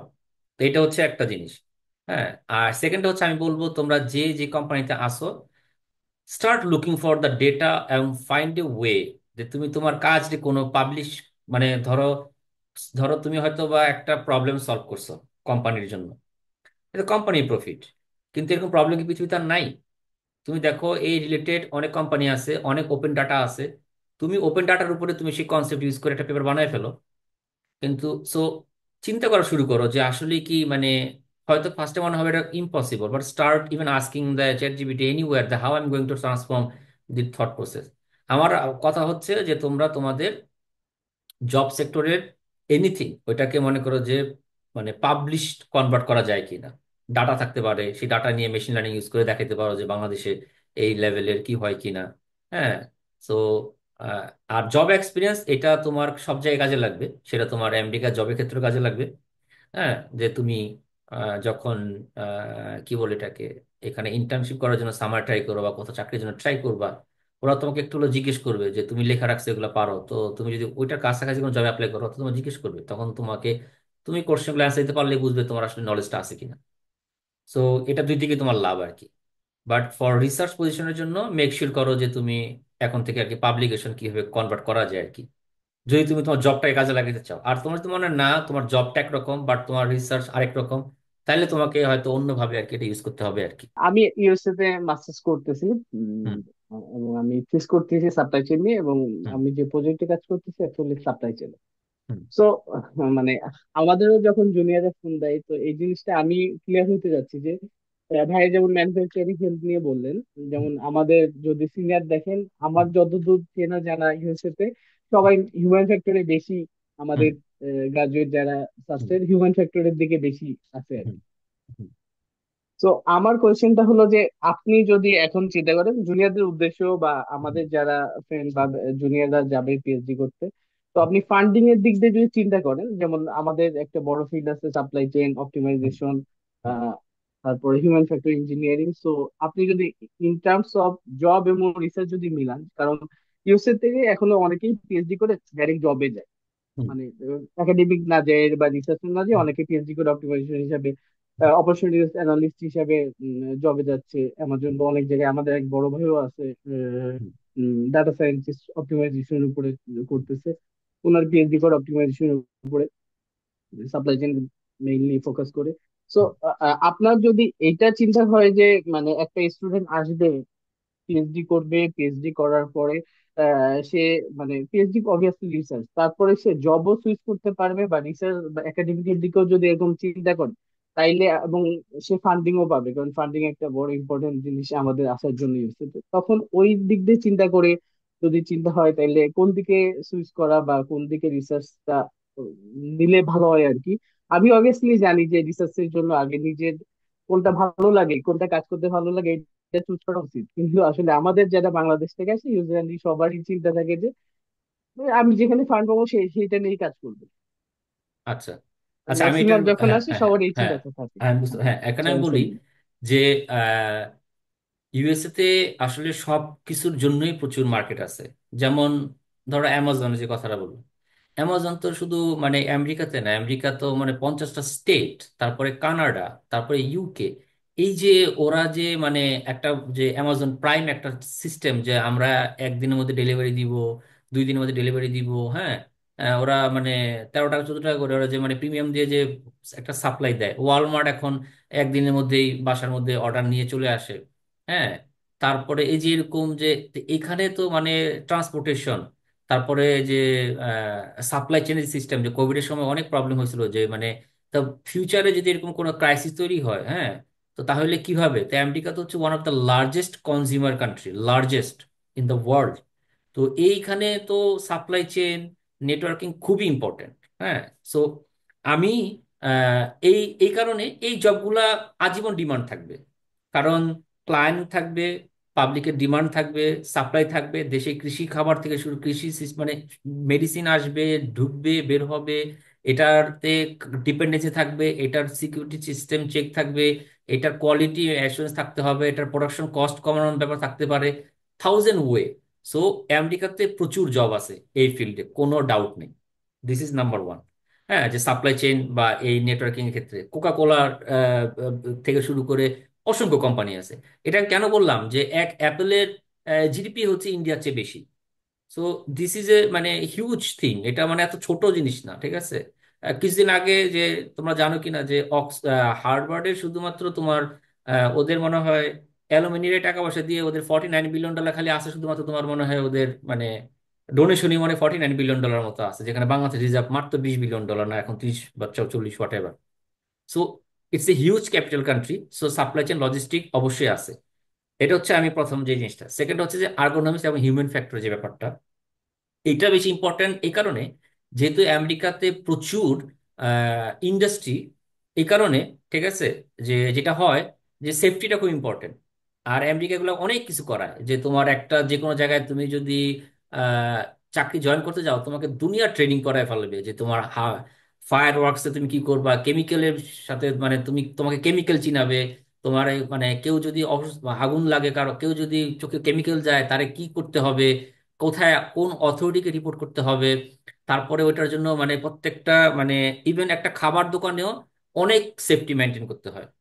আর এটা আমেরিকা অনেক বেশি। আমি একটা ছোট্ট উদাহরণ দিই, যে আমার একটা এন্ডোস্কোপি হয়েছে। এই এন্ডোস্কোপি হওয়ার জন্য আমার ওরা পুরা ইনফরমেশন আগের দিন নিয়ে নিছে। পরের দিন ওরা মেকশিওর করছে আমি এই সময় কিছু খাই নাই, 8টার পর থেকে আমি কোনো পানি খাই নাই। তারপরে আমি খালি একবার বলছি আমার নজিয়া ফিল হয়, হ্যাঁ, ওরা আমাকে দিবেই দিবে বমির মানে স্যালাইনে করে আমাকে ওরা ওষুধটা দিছে। আমি বলছি আমি নিবো না, বলছে না আমরা মেকশিওর করতে চাই তুমি ইয়েতে না হও। এবং ওইখানে একজন অ্যানেস্থেশিয়ার লোক ছিল, তারপরে একজন নার্স ছিল, ডাক্তার ছিল। যে এই যে টোটাল প্রিকশন, আমার এন্ডোস্কোপি করা মানে আমি ঢুকছি 8টায়, বাসায় আসছি তোমার ধরো মানে সবশেষে 9:30। অথচ আমি বাংলাদেশে যখন এন্ডোস্কোপি করাইছি, দেখছি ডাক্তার ডাইরেক্ট পাইপ টাইপ ঢুকাই যায়, 5-7 মিনিটে কাজ শেষ করে দিতেছে, ধুপ ধুপ রুগী বের করে ফেলতেছে। সো এই যে তোমার এই যে এতগুলা যে মানে স্টেপ বা সেফটি, যেমন আমাকে ওরা মাস্ক মুখে লাগায় নাই, কারণ আমার স্লিপ অ্যাপনিয়ার প্রবলেম ছিল। ওরা বলতেছে না তুমি ন্যাচারালি তুমি ইয়া করো, মানে শ্বাস নাও, কারণ তোমার স্লিপ অ্যাপনিয়ার প্রবলেম আছে। তোমরা হয়তো বা কয়েকদিন আগে দেখছো যে বাংলাদেশে অ্যান্ডোস্কোপিতে একটা ছেলে মারা গেছে, কারণ ডাক্তাররা জানতোই না যে ওর স্লিপ অ্যাপনিয়ার প্রবলেম আছে। তো পেশেন্ট নিজে নিজে মানে নিঃশ্বাস না বন্ধ করে মানে স্টপ করে দিছিল। তো ওরা এই জিনিসগুলোকে অনেক কিছু আর কি, এই যে এই কারণে আর্গোনমিক্সটা ইম্পর্টেন্ট। আমি যেমন ইউনিভার্সিটি অফ মধ্যে একজন আর্গোনমিক্সে কাজ করছিল, অকুপেশনাল হেলথ, সে এখন গুগলে কাজ করতেছে। ভার্চুয়াল রিয়েলিটি, অগমেন্টেড রিয়েলিটি, এরা অনেক কাজ করতেছে, ঠিক আছে। তো এখন এটা হচ্ছে যে job market related to any kind of research domain, ঠিক আছে। হ্যাঁ, এখন কথা হচ্ছে যে ইউএসএ তে যে আসবে, যে প্রথমে যেটা বললাম যে প্রায়োরিটি, ঠিক আছে। প্রায়োরিটিতে এটা আমি বলছি যে প্রথম প্রায়োরিটিতে নিজের পছন্দের কথা বলছি। আর যদি এখন বলি যে কেউ আমাকে যদি মানে মানে লিস্ট করতে বলে যে ম্যাক্সিমাম জব, হ্যাঁ, এখনো আমেরিকাতে সবচেয়ে বেশি জব হচ্ছে ডাটা সায়েন্সের জব। আর সবচেয়ে বেশি ফায়ার ডাটা সায়েন্সে হচ্ছে। But this is A volatile job, হ্যাঁ। এখন আমি মানে কেন ম্যানুফ্যাকচারিং কে একটু আগে রাখছি, ম্যানুফ্যাকচারিং কে আমি আগে রাখতেছি, বা এই যে অপারেশন এইগুলোকে আগে রাখতেছি, কারণ হচ্ছে যে আহ, এগুলা তোমার মানে শুধুমাত্র মানে মানে ইন্ডাস্ট্রি রিলেটেড না, এখানে গভর্নমেন্ট স্পন্সর টাকা পয়সাও থাকে আর কি। এটা হচ্ছে একটা জিনিস। সো ফান্ডিং ইউনিভার্সিটি, যেমন ধরো এই যে আমাদের এখনকার যে ফান্ডিং, এই ফান্ডিং এর জন্য আমাদের কিন্তু বিশাল কষ্ট করতে হয়নি। $8 মিলিয়ন ফান্ডিং, সেটা হচ্ছে অলরেডি ইউএস গভর্নমেন্ট তোমার বিশাল একটা অ্যামাউন্ট প্রত্যেকটা স্টেটে অ্যালোকেট করে দিছে। তো ওকলাহোমা স্টেটের জন্য ফান্ডিং অ্যালোকেট ছিল। তো এই যে ফান্ডিংটা নেওয়ার জন্য এখানে প্রফেসররা নিজেরা মানে তাদেরকে একটা দায়িত্ব নিতে হয়েছে যে আমরা টাকাটা ওদের থেকে নিব। এটার জন্য টিম করা, তারপরে একটা হোয়াইট পেপার লেখা, 5 পেজের একটা প্রপোজাল ক্রিয়েট করা, তারপরে মনে করো যে ডিপার্টমেন্ট অফ ডিফেন্সের কাছে মনে করো হাত পাতা, তারপরে ওরা তখন টাকাটা দিছে, মানে কি টাকাটা অলরেডি স্টেটে আছে এবং তুমি টাকাটা পাইলা। সো ইস much easier, much easier. So এই কারণে দেখা গেছে যে ম্যানুফ্যাকচারিং এর ম্যাক্সিমাম ফান্ডিং এ আসতেছে, মানে এই মানে মোর ইজিয়ার, ফ্যাকাল্টিরা ওইখানেই খুঁজতেছে এখন। শুধু ম্যানুফ্যাকচারিং না, অপারেশন রিসার্চ, রেজিলিয়েন্সি, ওরাও ডিফেন্সের ফান্ডিং নিতেছে। হ্যাঁ, বাট মানে ধরো যে অন্য ক্ষেত্রে যেটা হয় যে এনএসএফ এ যখন লিখতে যায়, এনএসএফ এ মনে করো যে গ্র্যান্ট দিলেও দিতে নাও দিতে পারে। হ্যাঁ, বেস হচ্ছে তোমার মেরিট, তারপরে ওদের অ্যামাউন্ট, সবকিছু মিলিয়ে জুলে ওদের দেওয়ার অ্যাবিলিটি আছে কিনা বা ওরা কয়জনকে দিবে। বাট ম্যানুফ্যাকচারিং এর এখন যে ফান্ডিং দেখতেছি, যেমন সব স্টেটে অলরেডি কিছু ফান্ড থাকে যেটা প্রফেসররা চাইলে ওটা কালেক্ট করতে পারে। সো আমি বলবো যে এখন ম্যানুফ্যাকচারিং এ মানে আর কি ভালো একটা অপশন আছে আর কি। আমি নিচে যখন হেলথ কেয়ারে ছিলাম, এখন হেলথ কেয়ারের প্রবলেমটা একটা হয়ে গেছে ছোট্ট প্রবলেম। আমি যখন নর্থ ওয়েস্টার্নে ছিলাম, আমার মনে আছে আমি নর্থ ওয়েস্টার্নের প্রথম দিকে আমি ফার্স্ট 1 বছর শুরুর দিকেও আমার কাছে মনে হয়েছে যে ডাক্তাররা মেশিন লার্নিং এর কিছু বুঝে না। কিন্তু 1 বছর পরে দেখতেছি যে ডাক্তাররাও দেখি যে মেশিন লার্নিং, এক্সপ্লেনেবল এআই, ইবা, গ্র্যাড ক্যাম্প এসব বলা শুরু করছে। তো আহ, তো তার মানে হচ্ছে যে মানে থাকে না যে তুমি নিজে একটা জায়গায় গিয়ে ওই জায়গার তুমি শূন্যস্থান ফিল আপ করবা, ওইটা একটু কম হয়ে আসতেছে। আফটার মেবি 5 ইয়ার্স দেখা যাবে যে মেডিকেলে ডাটা সায়েন্স নিয়ে কাজ করতেছে ডাক্তাররা, এই কাজ কাজ করা শুরু করে দিছে। আই ডোন্ট নো, ডাক্তাররা হয়তো মেডিকেল স্টুডেন্টরা কাজ করতেছে। সো এটা মানে ভোলাইটাল আর কি। তো আমি ওইটা যদি কনসাইজে বলি যে তোমরা যেই ফিল্ডে কাজ করো সব রকমের জব আছে, এবং জব সুইচ করার অপশন আছে, এবং রিসার্চের অপশন আছে। কিন্তু মানে তোমার ইম্পর্টেন্স তোমার স্কিলটা। যেমন তোমার যদি গেম ডেভেলপমেন্ট স্কিল থাকে, তোমার এনভিডিয়া তোমার হায়ার করে বানাও, ডিজিটাল টুইন বানাও। তুমি যেমন একটা গেম ডেভেলপমেন্ট সফটওয়্যার যে জানে, সে মোটামুটি আমেরিকার মোটামুটি সব জায়গায় তুমি চাকরি বাকরির জন্য ট্রাই করলে এই টেক কোম্পানিগুলো তোমাকে হায়ার করবে, কম বেশিতে হায়ার করবে। এর সাথে কোনো কানেকশন নাই যে তোমার আসলে আমেরিকাতে কি হচ্ছে না হচ্ছে। সো এটা ইম্পর্টেন্ট যে তোমার স্কিল কি আছে। হ্যাঁ, আর আমি যদি মানে এখন যদি কেউ যদি আসতে চায় বা করতে চায়, আমি বলবো যে মাথায় থাকতে হবে অনেকগুলো জিনিস। আমি কিন্তু গ্রিন কার্ডের কথাও বলছি, ঠিক আছে? গ্রিন কার্ডের ক্ষেত্রেও মনে করো তুমি যখন ম্যানুফ্যাকচারিং কাজ করবা, দেখা গেলো তোমার প্রফেসর কাজ করতেছে তোমার ল্যাবে, হচ্ছে তোমার ফান্ডিং হচ্ছে ডিপার্টমেন্ট অফ ডিফেন্সের ফান্ডিং, তখন তুমি তোমার এনআইডব্লিউ তে লিখতে পারবা যে আমি যে প্রজেক্টে কাজ করি, এই project was funded by department of defence. হ্যাঁ, that's why this is a nation of interest. মানে তোমার কাজটা কেন ইম্পর্টেন্ট আমেরিকার জন্য, এটাও তোমাকে এক জায়গায় ব্যাখ্যা করতে হয়। সো সবগুলো ফান্ডেড প্রজেক্ট ইম্পর্টেন্ট, বাট তুমি যখন দেখাইতেছো ন্যাশনাল সিকিউরিটি, তারপরে ন্যাশনাল ইস্যু, এভাবে তুমি যখন মানে তখন তোমার মানে অ্যাপ্লিকেশন স্ট্রং হয়। তো আমি অ্যাজ এ হোল বলতেছি, আমি ধরে নিচ্ছি তুমি আমেরিকা আসবা, তুমি পড়াশোনা করবা, তুমি গ্রিন কার্ড মানে এভরি ফেজ। সো ওই সেন্সে আমি বলবো যে তোমরা যারা এখনো শুরু করো নাই, তোমরা মানে ম্যানুফ্যাকচারিং এর বা in fact operation research, any domain you can start. কিন্তু আমি কিন্তু আগে একটা জিনিস ক্লিয়ার করে বলে দিছি, সেটা হচ্ছে যে তোমাকে একটা জিনিস মেকশিওর করতে হবে। সেটা হচ্ছে যে তোমার স্কিল আছে। হ্যাঁ, এবং এই যে একজন বললো যে সাপ্লাই চেইন নেটওয়ার্ক, ওইখানেও কিন্তু মনে করো তোমার মেশিন লার্নিং, ওই সাপোর্ট ভেক্টর লজিস্টিক বা অপটিমাইজেশন, ঠিক আছে, মার্কোভা চেইন প্রসেস তোমার লাগবে। তুমি আবার মনে করো মানে but you need to know the skill. এবং এইটা মাথায় রেখো যে তুমি ম্যানুফ্যাকচারিং কাজ করতেছো মানে তোমার জীবন ধ্বংস হয়ে গেছে তা না। তুমি ম্যানুফ্যাকচারিং এ স্কিলটা নিয়ে আবার তুমি সাপ্লাই চেইন স্কিল নিয়ে আবার ম্যানুফ্যাকচারিং এ আবার ওইটা নিয়ে তুমি আবার রেজিলিয়েন্স যেতে পারবা।